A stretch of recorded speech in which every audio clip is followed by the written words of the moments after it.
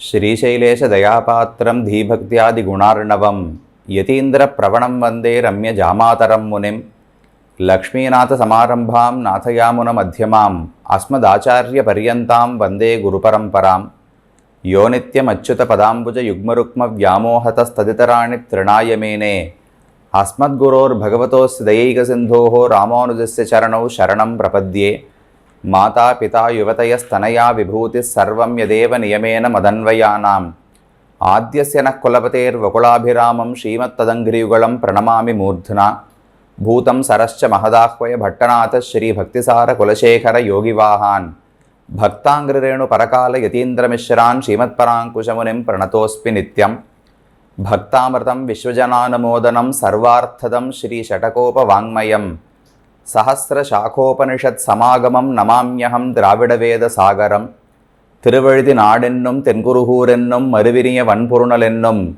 அருமறைகள் அந்தாதி செய்தான் அடியினையே எப்பொழுதும் சிந்தியாய் நெஞ்சே தெளிந்து மனத்தாலும் வாயாலும் வன்குருகூர் பேணும் இனத்தாரை அல்லாதிரைஞ்சேல் தனத்தாலும் ஏதும் குறவிலேன் எந்த சடகோபன் பாதங்கள் யாமுடைய 10 ஏய்ந்த பெருங்கீர்த்தி இராமானுஷமுனிதன் வாய்ந்த மலர்பாதம் வணங்குகின்றேன் ஆய்ந்த பெரும் சீரார் சடகோபன் செந்தமிழ் வேதம் தரிக்கும் பேராத உள்ளம் பெற வாந்திகழும் சோலை மதிலரங்கர் வன்புகழ்மேல் ஆன்ன தமிழ்மறைகள் ஆயிரமும் இன்ன முதத்தாய் சடகோபன் மொயம்பால் வளர்த்த இதத்தாய் ராமானுஷன் மிக்க இறைநிலையும் மெய்யாம் உயிர்நிலையும் தக்க நெறியும் தடையாகித் தொக்கியலும் ஊழ்வினையும் வாழ்வினையும் ஓதும் குறுகையர்கோன் யாழினிசை வேதத்தியல்.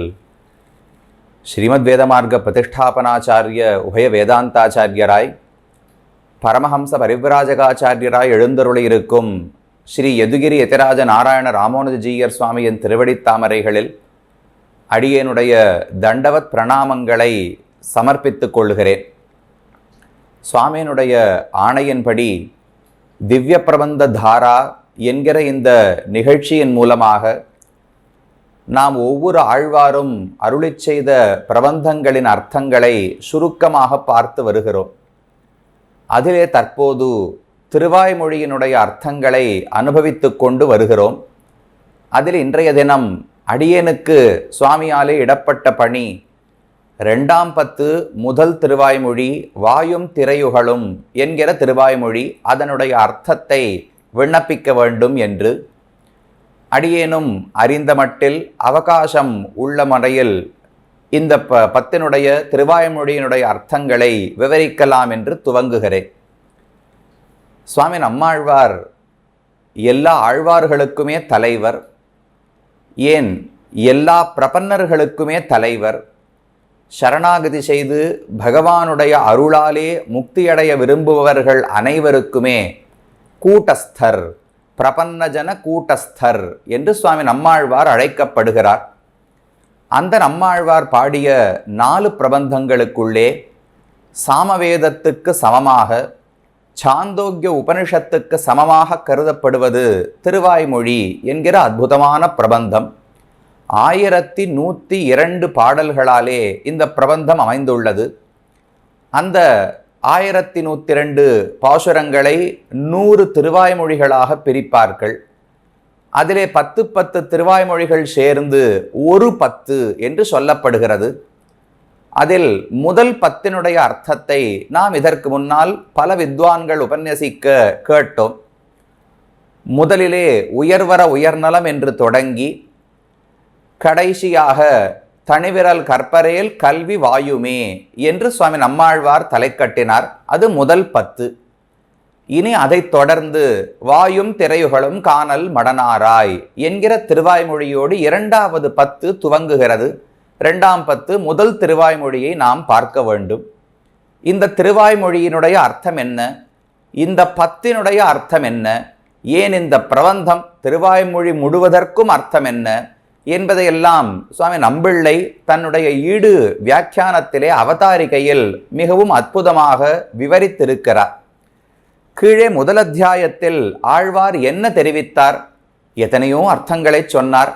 தத்துவம் எதுன்னு சொல்லி இருக்கிறார், புருஷார்த்தம் எது என்று சொல்லி இருக்கிறார், அதை அடைவதற்கான வழி என்ன என்று சொல்லி இருக்கிறார். எத்தனையோ அர்த்தங்கள். அர்த்த பஞ்சகத்தையுமே இந்த பிரபந்தத்திலே சுவாமி நம்மாழ்வார் அமைத்து பாடியிருக்கிறார். ஆனால் அதில் முக்கியமான அர்த்தம் என்ன? முதல் பதிகம் முதல் 10 முழுவதுமே 100 பாசுரங்களாலும் சேர்த்து ஆழ்வார் எந்த ஒரே கருத்து முக்கியமான கருத்தை தெரிவித்தார் என்று பார்த்தால் அதை அறிவதற்கு சில அடையாளங்கள் உண்டு.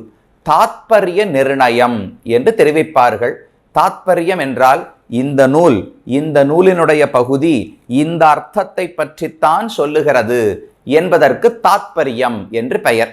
அந்த தாத்பரியத்தை நாம் அறிந்து கொள்ள வேண்டும்.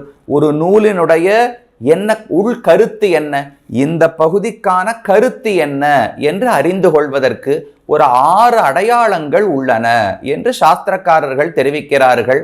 முதலிருந்து பார்த்தோம் என்றால் உபக்கிரம உபசம்ஹாரோ அபியாசா அபூர்வதா பலம் அர்த்தவாதோபபத்தீச்ச லிங்கம் தாத்பரிய நிர்ணயே என்று தெரிவிப்பார்கள். திருவாய்மொழிதான், அனுபவ கிரந்தம்தான். ரொம்ப அழகான அர்த்தங்களை இனிமையான முறையிலே ஆழ்வார் தெரிவித்துக் கொண்டு வருகிறார். பக்தியில் திளைக்க வேண்டியது. ஆனால் அதற்குள்ள எத்தனையோ சாஸ்திரார்த்தங்களையும் சேர்த்து நம்முடைய பூர்வாச்சாரியார்கள் வியாக்கியானம் செய்திருக்கிறார்கள்.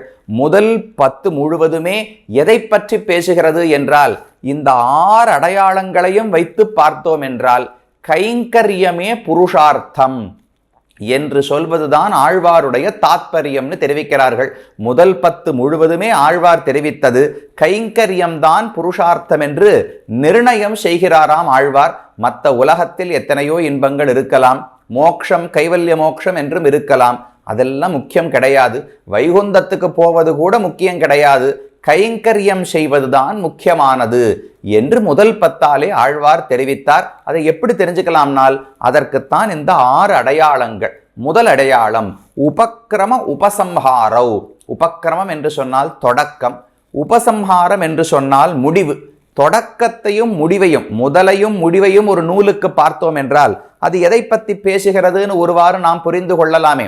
அதன்படி பார்த்தோம் என்றால் முதல் 10 தொடக்கத்தில் என்ன பாடினார்? துயரரு சுடரடி தொழுதெழு என் மனனே.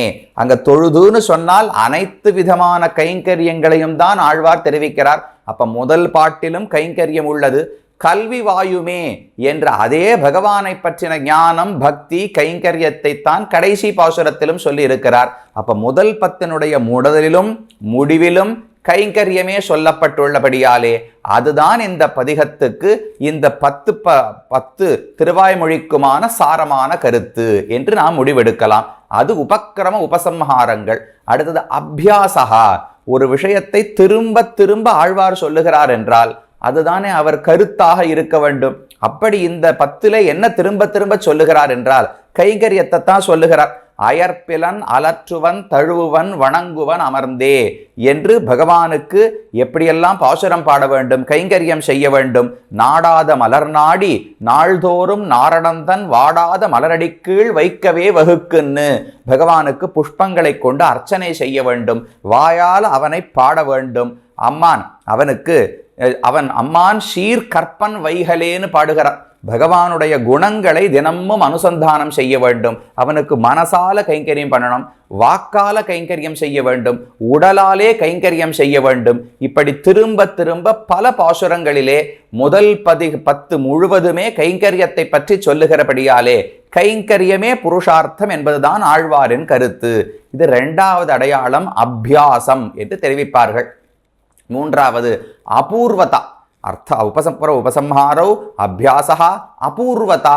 எந்த ஒரு அர்த்தம் புதிதாக ஒரு நூலில் சொல்லப்படுகிறதோ, மற்ற நூல்களில் இல்லாத ஒரு அர்த்தம் எது ஒரு இடத்தில் காணப்படுகிறதோ அதுதானே அந்த நூலினுடைய கருத்தாக இருக்க வேண்டும். அப்படி பார்த்தால் இந்த கைங்கரியமே புருஷார்த்தம் என்பது ஆழ்வாருடைய புதிதான கருத்து.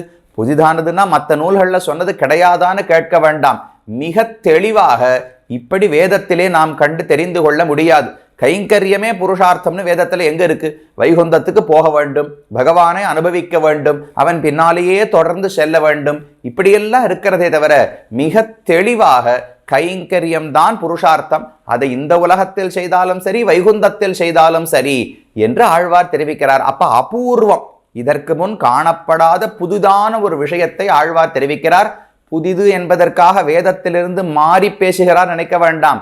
புதிது மிக தெளிவாக, இதுவும் ஒரு வேதம் தானே, எப்படி அந்த வேதம் சம்ஸ்கிருத வேதம் ஒரு வேதமோ இது ஒரு வேதம். அப்ப உலகத்தில் அறியப்படாத ஒரு விஷயம் பகவானுக்கு கைங்கரியம் புருஷார்த்தம் என்பது, அதை ஆழ்வார் தெரிவிக்கிறபடியாலே அபூர்வமான விஷயத்தை சொல்லுகிறார். பலம், இதுக்கு தான் பயன் இருக்கிறதான்னு கேட்டால் இதுவேதான் பயன். கைங்கரியம் செய்வதே மிக இனிமையானதுன்னு ஆழ்வார் காட்டுகிறாரோ இல்லையோ, அப்ப பயனையும் தானும் தெரிவிக்கிறார். அர்த்தவாதகான்னா ஒரு விஷயத்தை புகழ்ந்து பேச வேண்டும். நாம் எந்த விஷயத்தை துதிப்பாடுகிறோமோ புகழ்ந்து பேசுகிறோமோ அதில் தான் நம்முடைய கருத்து இருக்கிறதுன்னு தெரிந்து கொள்ளலாமோ இல்லையோ. அதை போல ஆழ்வார் கைங்கரியத்தை பற்றி சொல்லும்போது இந்த கைங்கரியத்தை யாருக்கு செய்ய போகிறோம்? பகவான் நாராயணனுக்கு. அவர் எப்படிப்பட்டவர், என்னென்ன குணங்களை உடையவர்னு சொல்லுகிறாரோ அது எல்லாமே கைங்கரியத்தை போற்றுகிறார். இப்பேற்பட்ட பகவானுக்கு கைங்கரியம். உயர்வர உயர்நலம் உடையவன் எவனவன், அயர்வரும் அமரர்கள் அதிபதி எவனவன், துயரறு சுடரடி தொழுதழன் மனனே. கைங்கரியத்தை போற்ற வேண்டும் என்றால் கைங்கரியத்தை யாரை குறித்து செய்கிறோமோ அவரை புகழ்ந்தால் கைங்கரியத்தை புகழ்ந்ததாகுமோ இல்லையோ. அப்ப அர்த்தவாதம், புகழ்ச்சி என்பதும் கைங்கரியத்துக்கு காணப்படுகிறது. கடைசியில உபபத்தி, பொருத்தம் காட்ட வேண்டும். எந்த இடத்துக்கு இது பொருத்தமானது என்று நாம் ஒரு நியாயப்படுத்துகிறோமோ, யுக்திகளை கொண்டு வாதம் கொண்டு ஒரு விஷயத்தை பொருத்தமானதுன்னு காட்டினோம் என்றால் அதில் தான் நம்முடைய கருத்து இருக்குன்னு தெரிந்து கொள்ளலாம். அப்படி ஆழ்வார் சொல்லுகிறார். முதல் 10 பாசுரங்களாலே இவன்தான் மிக பெரியவன் பரத்வத்தை சொன்னார். அடுத்த 10 பாசுரங்களாலே இவன் பஜனீயன், இவனிடத்துல தான் பக்தி செலுத்த வேண்டும், இவனையே தியானிக்க வேண்டும்னு தெரிவித்தார். 3வது 10 பாட்டாலே இவன் மிக எளியவன்னு காட்டினார். இப்படி ஒவ்வொரு குணத்தையும் பகவானுக்கு காட்டி பெரியவனானபடியால் அவனுக்கு கைங்கரியம் பண்ணணும், பஜனீயனானபடியால் அவனுக்கு கைங்கரியம் பண்ணணும், மிக எளியவனானபடியால கைங்கரியம் பண்ணணும், நாம் செய்த பாபங்களை எல்லாம் மன்னிக்கிறபடியாலே கைங்கரியம் செய்ய வேண்டும். இப்படி ஒவ்வொரு பதிகத்தாலும் பொருத்தம் உள்ளதுன்னு காட்டி வருகிறார் பகவானுக்கு கைங்கரியம் செய்வதற்கு. அதனால இந்த 6 அடையாளங்கள், முதலும் முடிவும் இது ஒரு அடையாளம். திரும்ப திரும்ப சொல்லுவது அபியாசம் 2வது அடையாளம். புதிதான கருத்து 3வது அடையாளம். பயனுள்ள கருத்து 4வது அடையாளம். புகழ்ச்சி 6வது அடையாளம். பொருத்தம் காட்டுவது 6வது அடையாளம். புகழ்ச்சி 5வது. இந்த 6 அடையாளங்களும் இருந்தால் இதை கொண்டுதான் இந்த நூல் இதை பேசுகிறதுன்னு நம்மால முடிவெடுக்க முடியும். அப்படி 6 அடையாளங்களையும் வைத்து பார்த்தோம் என்றால் முதல் 10 முழுவதுமே ஆழ்வார் இதுதான் புருஷார்த்தம், கைங்கரியமே புருஷார்த்தம் என்று நிரூபித்து காட்டினாராம். அதை நிரூபித்த பிறகு இப்ப 2வது 10க்கு நாம் நுழைகிறோம். இந்த 10லே என்ன செய்கிறார் என்றால், கைங்கரியத்தை அடையும் போது அதற்கு தடையாக இருக்கும் அனைத்தையும் கழித்துவிட்டு அடைய வேண்டும். களை அறுக்கணும் இல்லையோ. நாம் ஒரு பயிரிட்டு நெல் வளர்கிறது, ஏதோ தானியங்கள் வளருகின்றன என்றால் சின்னதா பக்கத்துல களை முளைத்து கொண்டே இருக்கும். அதையெல்லாம் தேவையில்லாத செடிகளை பிடுங்கினால் தானே நமக்கு தேவையான செடிகள் நன்றாக வளரும். அதை போல கைங்கரியத்தை பெற்று அவனுக்கு கைங்கரியம் செய்யும் போது அதற்கு தடையாக இருக்கும் அது எல்லாவற்றையும் ஒழித்துவிட்டு கைங்கரியம் செய்ய வேண்டும். இதுதான் இந்த 2வது 10னுடைய முக்கியமான குறிக்கோள். எதையெல்லாம் நாம் ஒழிக்க வேண்டும்னு ஆழ்வார் தெரிவிக்கிறார். அது 2 விதமானது. ஒன்று சம்சாரத்தை ஒழிக்க வேண்டும். களிப்பும் கவர்வமற்று பிறப்பு பிணிமு பிறப்பற்று ஒளிக்கொண்ட சோதியமாய் உடன்கூடுவதென்னுகளோன்னு இந்த 10 பதிகத்தில் ஆழ்வார் 3ஆம் திருவாழ்மொழியில் இந்த 2ஆம் 10லே பாடப்போகிறார். அப்ப இந்த சம்சாரத்தை கழிக்க வேண்டும். அது கைங்கரியத்துக்கு பெரிய களை தடையாக இருக்கும். அப்ப சம்சாரத்தை போக்க வேண்டும்னு 1. 2வது, கைங்கரியம் செய்யும் பொழுதும் தனக்கேயாக எனைக்கொள்ளுமீதே என்று மேலே தெரிவிக்க போகிறார். கைங்கரியம் என் ஆனந்தத்துக்காக இருக்கக்கூடாது, பகவானுடைய ஆனந்தத்துக்காக மட்டுமே இருக்க வேண்டும். இதுதான் களை பறிப்பது. ஒரு கைங்கரியம் தான் புருஷார்த்தம்னு முதல் 10ல சொல்லியாச்சு. ஆனா அந்த கைங்கரியத்தை செய்ய விடாமல் தடுக்கும் எதோ அதை தவிர்க்க வேண்டும். கைங்கரியத்தையே சுமாராக்கக்கூடிய, அதன் பெருமையை குறைக்கக்கூடிய என்னென்ன தடைகள் இருக்குமோ அவற்றையும் போக்க வேண்டும். அப்ப விரோதிகளை போக்கிக் கொண்டு கைங்கரியம் செய்ய வேண்டும்.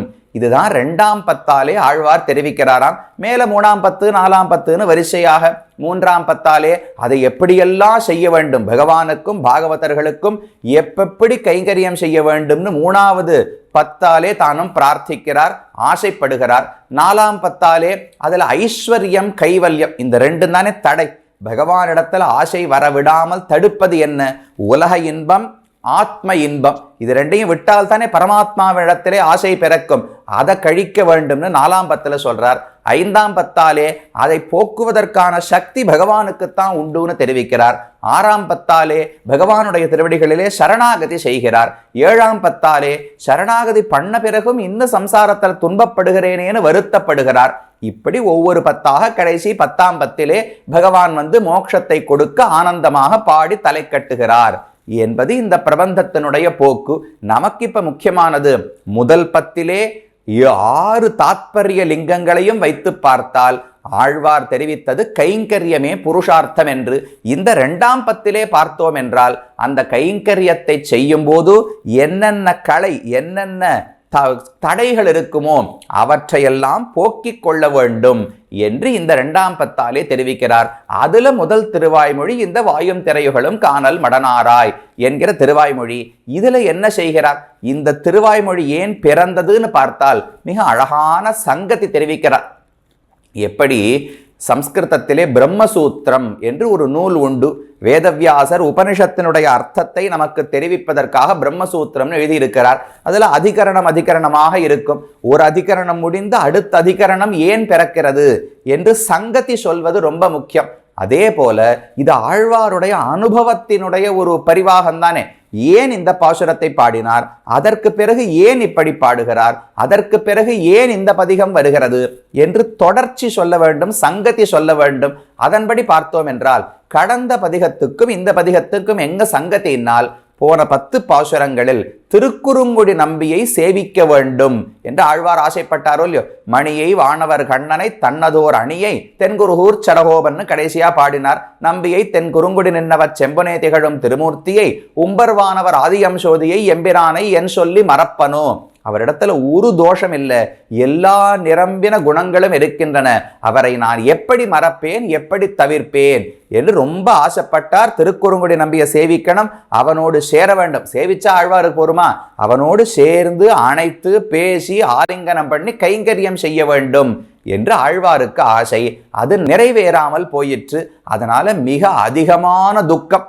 ஒரு பொருள் கிடைக்காமல் போனால், ரொம்ப ஒரு பொருளுக்கு ஆசைப்பட்டோம், அது சட்டுன்னு கிடைக்கவில்லை என்றால் நேர் எதிர்த்த பக்கம் மிக அதிகமான துன்பத்துக்கு ஆளாவோம் அல்லவா. அதுவும் ஆழ்வாருக்கு இப்ப சாதாரண பொருள் அல்ல.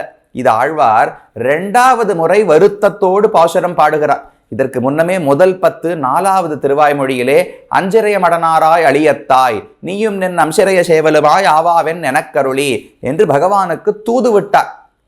அப்ப ஏன் வருத்தம்னு கேட்டால், திரிவிக்ரம பெருமானை சேவிக்க வேண்டும், பெருநிலம் கடந்த நல்லடிப்போது என்று அந்த திரிவிக்ரமனுடைய திருவடியை சேவிக்கணும்னு ஆழ்வார் ஆசைப்பட்டார். அது கிடைக்கவில்லை. அதனால வருத்தத்தோடு பெண் பாவனையிலே தூதுவிடும் பாசுரமாக பாடினார். அது ஒரு வருத்தம், ஒரு சுமார் வருத்தமா. இப்ப ஆழ்வாருக்கு ஏற்பட்டிருக்கிற வருத்தம், வாயும் திரையுகளில் ஏற்பட்ட வருத்தம் அந்த முன் வருத்தத்தை விட மிக அதிகமானதுன்னு தெரிவிக்கிறார். ஏன்னா இப்போது ஆழ்வார் திரிவிக்ரமன் ஆசைப்படலையே. நமக்கு ஏதோ ஒன்று ஆசை, ஆனா அது இப்பவே இல்லை. அதெல்லாம் 100 வருஷம் முன்னாடி இருந்தது, 200 வருஷம் முன்னாடி இருந்தது. திடீர்னு எனக்கு ராமோனசரை சேவிக்கணும்னு ஆசை அப்படின்னா பிறக்கலாம். ஆனா நடக்காட்டா ரொம்ப பெரிய வருத்தம் ஏற்படாதோ இல்லையோ. ஆமா, அவர் ரொம்ப காலம் முன்னாடி இருந்தவர், இப்ப எப்படி சேவிக்க முடியும்னு. அதை போல திரிவிக்ரமனை ஆசைப்பட்ட ஆழ்வாருக்கு அது கிடைக்காமல் போன போது போனா போறதுன்னு கொஞ்சம் தன்னைத்தானே தேற்றி கொண்டார். அது எப்பவோ நடந்த அவதாரம், இப்ப எப்படி சேவிக்க முடியும்னு ஆறுதல் சொல்லிக் கொள்ளலாம். இப்ப ஆழ்வார் பிரார்த்தித்தது என்ன? திருக்குறுங்குடி நம்பி இதோ இப்பவே அர்ச்சாவதாரமாக இருக்கிறார். ஆழ்வார் திருநிலையிலும் திருக்குறுங்குடிக்கு இப்ப நாம இந்த சமயத்துல 2 மணி நேரத்துல போய் அடைந்து விடலாம். அப்ப போய் சேவிக்கும் அளவுக்குத்தான் இருக்கிறான் பகவான். ஆனாலும் அவர் தரிசனம் கிடைக்கவில்லையோ இல்லையோ. என்றோ இருந்த திரிவிக்ரமன் கிடைக்கவில்லை என்பதனால் ஏற்படும் வருத்தத்தை விட இதோ இருக்கும் திருக்குறுங்குடி நம்பியை சேவிக்க முடியவில்லையே என்று ஆழ்வாருக்கு வருத்தம் இன்னும் அதிகமாகிவிட்டது. அதனால தூது விடுவதற்கு கூட ஆழ்வாருக்கு முடியவில்லை. அதனால் இந்த 10 பாசுரங்கள்ல என்ன பாடுகிறார்னால், தன்னையே ஒரு பெண்ணாக பாவித்துக் கொள்ளுகிறாள். அந்த பெண் பகவானிடத்திலே மிகுந்த கண்ணனிடத்திலே காதல் கொண்டவள். அந்த கண்ணன் முகம் காட்டவில்லை, இவளோடு சேரவில்லை. அதனால் தன்னுடைய பிரிவு ஆற்றாமை, விரக தாபம் அப்படின்னு சொல்லுவார்களோ இல்லையோ. விரகம்னா பிரிவு, அதனால ஒரு தாபம், ஒரு ஆற்றாமை, யாரையான கட்டிண்டு ஆழணும்னு தோணுமோ இல்லையோ. நமக்கு ரொம்ப வருத்தம் இருக்கும் போது, ரொம்ப ஆனந்தம் இருக்கும் போதும் சரி, தனியா இருந்தால் அது ரொம்ப கவலைக்கிடமான நிலை. ஆனந்தம் இருக்கும் போதும் பகிர்ந்து கொள்வதற்கு சட்டுன்னு ஒரு 4 பேர் வேணும். இப்போ ராமன் அவதரித்தார் அயோத்தியிலே, தசரதன் எத்தனை பேருக்கு தானம் கொடுத்தார், எத்தனை பேருக்கு நற்செய்தி சொன்னார், எத்தனை பேரோடு கொண்டாடி இருப்பார். அதுவே கண்ணன் சிறைச்சாலையில பிறக்கும் போது வசுதேவருக்கு ஆனந்தம் தான். யார்கிட்ட போய் சொல்லிக் கொள்வது? பக்கத்துல காவலாளிக்கு தெரிஞ்சா கம்சனுக்கு செய்தி தெரிந்துவிடும். அப்ப யாரிடமுமே சொல்லாமல் மறைத்து விட்டார்களோ இல்லையோ. அப்ப ஆனந்தத்திலும் பகிர்வதற்கு ஆள் இருப்பார்களான்னு நாம தேடுவோம். அதுக்கு தானே உறவினர்கள், குடும்பம், உற்றார், நண்பர்கள் எல்லாரையும் தேடுகிறோம். அதே போல துன்பம் ஏற்படும் போதும் யாரையான ஒரு தோளிலே சாய்ந்து அழ வேண்டும், கட்டிக்கொண்டு அழ வேண்டும்னு தோன்றுமோ இல்லையோ. அதை போல ஆழ்வாருக்கு தோன்றியது. சரி, யாரை கட்டின்னு அழலாம்னால் தன்னுடைய வீட்டிலிருந்து. இப்ப ஆழ்வாருக்கு பெண் பாவனைன்னு வச்சுக்கோங்க. நாயகியாக ஒரு பெண்ணான பாவனையிலே ஆழ்வார் பாடுகிறார். அந்த பெண்ணு பகவானை காதலிக்கிறாள். பகவான் முகம் காட்டவில்லை. அதனால வருத்தத்தோடு வீட்டில தனியாக இருந்தால் அந்த வருத்தத்தை தாங்க முடியவில்லை. புறப்பட்டு தன்னுடைய சின்ன அங்க தோட்டங்கள், அங்கிருந்த நதி, இப்படி நடந்து வரலாம். வெளியில போனா கொஞ்சம் மனம் மாற்றம் ஏற்படும். வேற ஏதாவது 4 விஷயங்களை பார்த்தால் மனசு மாறும், துன்பம் குறையும் என்பதற்காக தன்னுடைய வீட்டிலிருந்து புறப்பட்டு வெளியே சில சோலைகளுக்கெல்லாம் அந்த பெண் வருகிறாளாம். வந்தா அங்க பார்க்கும் ஒவ்வொரு பிராணி, அங்க ஒரு நாரை இருக்கு, அங்க ஏதோ ஒரு அன்றில் பறவை இருக்கு, அங்க ஒரு நதி ஓடிக்கொண்டிருக்கிறது, ஒரு கழி இருக்கு, மேல ஆகாசம் இருக்கு, அதுல மேகம் இருக்கு, சந்திரன் இருக்கிறார், ஒரு விளக்கு இருக்கு. இதை போல என்னென்ன பொருள்களை எல்லாம் ஆழ்வார் பார்க்கிறாரோ, அதாவது பராங்குஷ நாயகி அந்த பெண் பார்க்கிறாளோ, அந்த பொருள்கள் எல்லாம் தன்னை போலவே துன்பப்படுகின்றன ஆழ்வாருக்கு தோன்றுகிறது. அப்படி கூட பொருள் எல்லாம் ஏதாவது கொக்கு பகவானை விட்டு பிரிந்து துன்பப்படுமா? ஒரு விளக்கு துன்பப்படுமா? இல்ல மரமோ மேகமோ துன்பப்படுமானால் ஆழ்வாருக்கு எண்ணம், இன்னைக்கோ ஒரு நாள் திரேதாயுகத்துல ராமனை விட்டு பிரிந்த போது இந்த மக்கள், அயோத்தி மக்கள் மட்டும் துன்பப்படவில்லை. அப்பி விருக்ஷாகா பரிம்லானாக சபுஷ்பாங்குர கோரகாகான்னு சுமந்திரன் தசரதனிடத்துல சொல்லுகிறார். தசரதா, எவ்வளவு நீர் ஊற்றி பார்த்தாலும் மரங்கள் எல்லாம் பூக்கவே இல்லை, பழுக்கவே இல்லை, காய்க்கவே இல்லை, எல்லாம் வாடி போய் இருக்கிறது. உபதப்தோதகாக நத்யகா, எல்லாம் நதியில் இருக்கக்கூடிய தண்ணீர் எல்லாம் கொதித்து போய் இருக்கிறது. நன்ன சிலீர்னு ஓட வேண்டிய, தன்மையோடு ஓட வேண்டிய தண்ணீர் எல்லாம் கொதித்து போய் இருக்கிறது. வனான் உபவனானிச்ச பரிசுஷ்க பலாசானி, எல்லா விலைகளும் சருகாக உலர்ந்து போய் கொட்டி கொண்டிருக்கின்றன. எந்த காட்டிலும் ஒரு பசுமையே இல்லை, எந்த வயலிலும் பசுமை இல்லை. இப்படி ராமனை விட்டு பிரிந்து பிராணிகள், செடிகள், கொடிகள், அச்சேதனங்கள் இவை அனைத்துமே துன்பப்பட்டனன்னு ராமாயணத்துல கேள்விப்படுறோமோ இல்லையோ. அதை போல இது ஆழ்வார் மனசுல இருக்கு.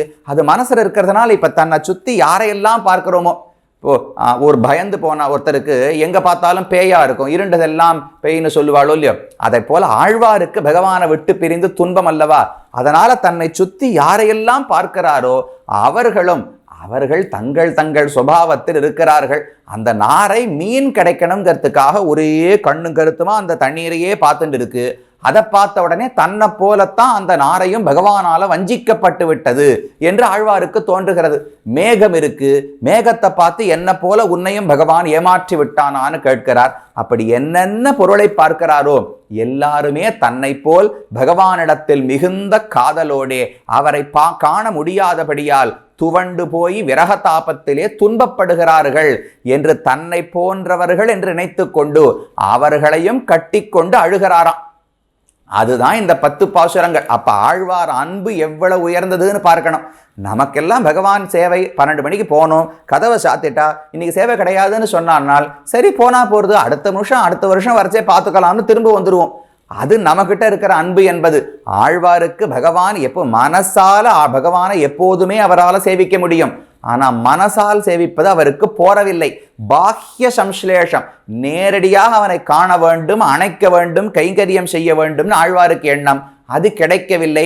அது திரிவிக்ரமனிடத்துல கிடைக்காமல் போனதாவது பரவாயில்லை, திருக்குறுங்குடியிலும் கிடைக்கவில்லை என்கிறபடியாலே தன்னை ஆணாக இருந்து பாசுரம் பாட முடியவில்லை. அதனால தன்னையே பெண்ணாக ஒரு மென்மையான காதலியாக பராங்குஷ நாயகியாக பாவித்து கொண்டார். சரி, அதுலையான தைரியமா தூது விடலாம் இல்லையோ. தூது விடணும்னா ஓரளவுக்கு தெம்பு இருக்கணும். பறவையை கூப்பிடணும், என்ன செய்தின்னு எழுதணும், யாருக்கிட்ட சொல்லணும், தெளிவா இருக்கணும் இல்லையோ. அந்த தெளிவும் ஆழ்வாருக்கு இல்லை. மனசு அப்படியே கலங்கி போய் ஒரு நாரையை பார்த்து உன்னையும் பகவான், அதுக்கு உடம்பு வெளுத்து இருக்கும் இல்லையோ, இப்போ நாரைனா உடம்பு வெளுத்து இருக்கிறது சுபாவம். காத்து வாயு இருக்காரே, வாயு எப்பவுமே நகர்ந்து கொண்டே தானே இருக்கும். அதை பார்த்து இவர் நினைக்கிறார், ஓ என்னால தான் பகவானை விட்டு பிரிந்து தூக்கம் வராம நான் தான் கட்டப்படுறேன், இங்கேயும் அங்கேயும் நானும் சென்று கொண்டிருக்கிறேன். வாயுவே, உன்னையும் பகவான் வஞ்சித்து விட்டானா? நீயும் அதனால் தான் ஓரிடத்தில் இருக்க முடியாமல் சுத்தி கொண்டே இருக்கிறாயா? சுவாமி, வாயுவுக்கு ஸ்வபாவம் சுத்தி கொண்டே இருப்பது, மேகத்துக்கு கருத்திருப்பது ஸ்வபாவம். சந்திரன் தேய்ந்து போயிருந்தாராம். பௌர்ணமி அன்னைக்கு சந்திரன் முழுசாக இருப்பார். நாம சதுர்தசி திரையோதசி அன்னைக்கு பார்த்தோம்னா சின்ன பெரையாட்டம் தானே தெரிய போகிறார் கிருஷ்ணபக்ஷத்திலே. அதை போல ஆழ்வார் சந்திரனை பார்த்துட்டு, ஐயோ உடம்பு இப்படி தேய்ந்து போய்விட்டாயே, நான் தான் பகவானை விட்டு பிரிந்து தேய்ந்து போனேன் என்றால் உனக்குமா பகவானை விட்டு பிரிந்து தாபம் அப்படின்னு வருத்தப்படுகிறார். அவர்கள் வருத்தத்தை தெரிந்து கொண்டது மட்டுமல்ல, தன் வருத்தத்தை அவர்கள் பேரிலே ஏறிட்டு அவர்களும் பகவத் விசேஷத்தாலே வருந்துகிறார்கள் நினைத்து, ஐயோ நீ இப்படி வருந்துகிறாயேன்னு ஆழ்வார் வருத்தப்படுறார். தன்னுடைய வருத்தம் மறந்து போயிற்று. நாரையும் வாயுவும் மேகமும் கழியும் பகவானை விட்டு துன்பப்படுகின்றனவே என்று பார்த்து ஆழ்வார் துன்பப்பட்டு இந்த 10 பாசுரங்களை பாடுகிறார். அப்படி ஆழ்வாருடைய பக்தி, பக்தி பிரபாவ பவத் அத்புத பாவபந்த சந்துக்ஷித பிரணயசார ரசௌக பூர்ணஹா என்று தெரிவிப்பார்கள். இந்த திருவாய்மொழி என்கிற பாசுரமே ஆழ்வாருடைய பக்தி பாவனையினுடைய வெளிப்பாடு. அந்த பக்திக்கு இப்படித்தான் பக்தி செலுத்த வேண்டும், அன்பு இப்படித்தான் இருக்க வேண்டும் யாரான வரையறுக்க முடியுமா? இவர் இத்தனைக்கும் மயர்வர மதிநலம் அருளப் பெற்றவர். பகவானாலே நிருஹேதுகமாக சிறந்த ஞானமும் பக்தியும் இவருக்கு அருளப்பட்டன. அப்ப நல்ல ஞானியாக யாதான ஒரு ரிஷி எடுத்து பாருங்களேன், பராசரர் இல்ல வால்மீகி, வேதவியாசர், இவாள்லாம் இதை போல அழுவாளா சுவாமி? இன்னொரு பிராணியை கட்டிண்டு ஐயோ நீ என்ன போல கட்டப்படுறியான்னு அழுவாளான்னா அவர்களாம் ஞானிகள். சுவாமி, அவரை விட ஆழ்வார் மிகப்பெரிய ஞானி. வசிஷ்டரோ விஸ்வாமித்திரரோ தானாக முயற்சி செய்து ஞானத்தை சம்பாதித்தார்கள். ஆழ்வாருக்கு பகவானே அருளின ஞானம். அப்ப இன்னும் எவ்வளவு அதிகமா இருக்கும். ஆனா அந்த ஞானம் எல்லாம் பட்டு போய்விட்டது. எப்ப பக்தி ஓங்குகிறதோ ஞானம் அப்படியே மழுங்கடிக்கப்படும். இப்ப விதுரரை ஏன் எல்லாரும் கொண்டாடுறோம்? அவர் திருதராஷ்டிரனுக்கு வாழ்நாள் முழுவதும் நல்ல அறிவுரை சொன்னார் அப்படின்னு யாரானு கொண்டாடி கேள்விப்பட்டிருக்கீங்களா? கண்ணன் வரும்போது தோலை எடுத்து கொடுத்தார் சுவாமி. இது அவர் ஞானின்னு கொண்டாட முடியுமானால், ஞானி என்பதற்கு உலகம் என்னைக்குமே கொண்டாடாது. பக்தனாக இருந்தால்தான் கொண்டாட்டம். அதை போல ஞானியான ஆழ்வார் இப்ப பக்தி தலையெடுத்தபடியாலே என்ன செய்கிறோம்னு தெரியாமல் பிரமித்து போய் தன்னை சுத்தி இருக்கக்கூடிய பொருள்கள் எல்லாம் கட்டி அணைத்து கொண்டு நீயும் துன்பப்படுகிறாயா நீயும் துன்பப்படுகிறாயான்னு பாடுகிறார். இதுதான் இந்த பதிகத்துக்கு, இந்த திருவாய்மொழிக்கான அவதாரிக்கை. ரொம்ப அழகான பாசுரங்கள். ஒவ்வொரு பாசுரத்திலும் ஒவ்வொரு அச்சேதன பொருள் ஒரு பிராணியை கட்டி கொண்டு அழுகிறார். கடைசியிலே இப்படியே அவர் அழுதுண்டே போனா இவருக்கு உயிரே போய்விடும் என்று தெரிந்து கொண்ட பகவான் கடைசியில வந்து ஆழ்வாரோடு கலக்கிறார், முகம் காட்டுகிறார். அதனாலே திருப்தி அடைந்து கடைசி பாசுரத்தை பாடி, இனிமேல் என்னை விட்டு போகாதே, இத்தனை நாள் நான் உன்னை விட்டு துன்பப்பட்டு விட்டேன், இனி என்னை விட்டு செல்லாதே என்று பகவானிடத்திலே பிரார்த்தனை வைத்து அதோடு இந்த திருவாய்மொழியை தானும் தலை கட்டுகிறார். என்ன அவதாரிக்கை சங்கத்தின்னு பார்த்து விட்டோம். இனி ஒவ்வொரு பாசுரத்தின் அர்த்தத்தையும் சுருக்கமாக நாம் அனுபவிக்கலாம். அதிலே முதல் பாசுரம், வாயும் திரையுகளும் காணல் மடனாராய் ஆயும் அமருலகும் துஞ்சிலும் நீ துஞ்சாயால் நோயும் பயலமையும் மீதூர எம்மே போல் நீயும் திருமாலால் நெஞ்சம் கோள்பட்டாயே என்று ஆழ்வார் பாடுகிறார். பராங்குஷ நாயகி என்கிற இந்த பெண் தன்னுடைய வீட்டிலிருந்து புறப்பட்டு வெளியே வருகிறாள். தனியாக இருக்க முடியாது, யாரோடாவது சேர்ந்து நம் துன்பத்தை பகிர்ந்து கொள்ளலாம். ராமனுக்கு சித்திரகூட்டத்தில் இருக்கும் போதுதான் செய்தி கிடைத்தது. பரதன் வந்த போதுதான் தசரதன் மரணமடைந்தார் என்கிற செய்தியை ராமன் பெறுகிறான். பெற்ற உடனே ரொம்ப வருத்தம். என்ன பண்றது? பரதனை கட்டிண்டு அழலாமானால் பரதனுக்கு இப்ப வருத்தம் கிடையாது. ஏன்னா பரதனை பொறுத்தவரை ரொம்ப நாள் முன்னாடியே அவருக்கு இரங்கல் கூட்டம் நடத்தி எல்லா வருத்தமெல்லாம் பட்டு முடிச்சாச்சு. அவனுக்கு தான் முன்னாடியே தெரியுமே. அப்ப ராமன் யாரை கட்டி கொண்டு அழுகிறார்னால், தனக்கு நிகரான துன்பம் யாருக்கு உள்ளது? சீதைக்கும் லக்ஷ்மணனுக்கும் தான் இப்பதான் செய்தி கிடைத்திருக்கிறது. அதனால சீதே மிருதஸ்தே ஸ்வசுரஹா பித்ராஹீனோசி லக்ஷ்மண என்று சீதை லக்ஷ்மணன் 2 பேரையும் கட்டிட்டு தான் ராமன் அழறார். ஏன் மற்றவர்களை கட்டிக்கலையான்னா அவர்களுக்கு துன்பம் கிடையாது, செய்தி முன்னமே தெரிந்து விட்டது. இந்த 3 பேருக்குத்தானே இப்போது செய்தி தெரியும். அப்ப சமமான துக்கத்தில் இருப்பவர்களோடு தானே சேர்ந்து கட்டிக்கொண்டு அழ முடியும். அதை போல யாராவது இருப்பார்களான ஆழ்வார் வெளியே புறப்படுகிறார். போனா முதல்ல பிரிந்தார் இறங்குவது நெய்தல் நிலத்திலே என்று தெரிவிப்பார்கள். நெய்தல்னா கடலும் கடலை சார்ந்த இடமும் அப்படின்னு சொல்றோமோ இல்லையோ, அதை போல ஒரு நெய்தல் நிலத்துக்கு ஆழ்வார் பராங்குஷ நாயகி சென்று அதை அடைகிறாள். அங்கு பார்த்தால் ஒரு பெரிய நாரை, அந்த ஒரு பக்ஷி நின்று கொண்டிருந்தது. அது நின்று கொண்டு தனக்கு சரியான மீன் வருமா, சின்ன சின்ன மீன்லாம் வரக்கூடாது, பெரிய மீன் எதையாவது ஒன்றை நாம் கவ்வ வேண்டும் என்பதற்காக அந்த இடத்துல வேற எதையுமே வைத்த கண் வாங்காமல் வேற எதையும் பார்க்காமல் இதையே பார்த்து கொண்டு தண்ணீரிலே நின்று கொண்டிருந்தது. பெரிய பெரிய அலைகள் எல்லாம் அடிக்கின்றன. அந்த அலையினாலெல்லாம் இதை அசைந்து கொடுக்கவே இல்லை. அப்படியே தான் எடுத்த காரியத்திலிருந்து மாறாமல் இருந்ததாம்.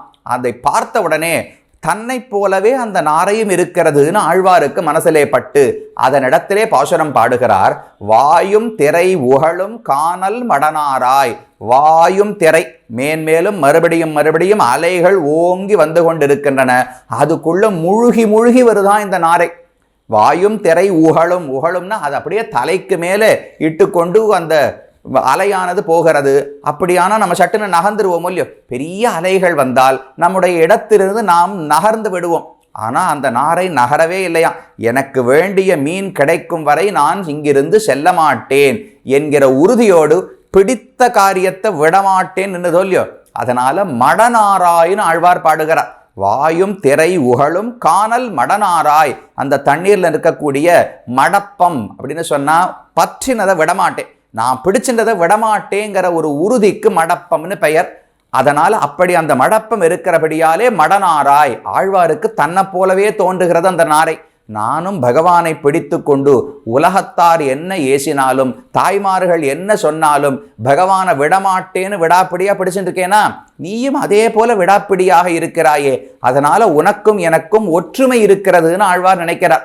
வாயும் திரை உகழும் காணல் மடனாராய். அப்ப எப்பேற்பட்ட அலைகள் வந்தாலும் எடுத்த காரியத்திலிருந்து சலிக்கவே கூடாது. இது ரொம்ப அழகான ஒரு எடுத்துக்காட்டு தெரிவிப்பார்கள். ஒரு பக்தன் இருக்கிறான்.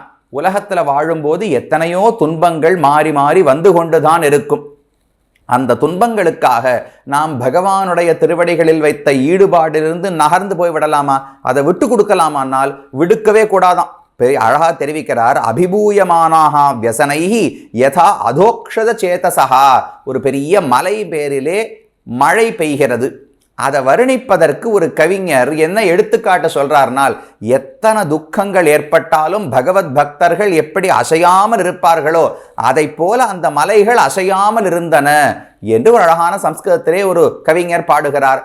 அதை போல இந்த இடத்துல இந்த நாரைக்கு அவ்வளவு உறுதி. எப்பேற்பட்ட துன்பம் வரட்டுமே, என்ன அலைகள் வந்தாலும் நான் அசைய மாட்டேன், என் குறிக்கோள் நிறைவேறும் வரை அசைய மாட்டேன் என்று சொல்லியோ.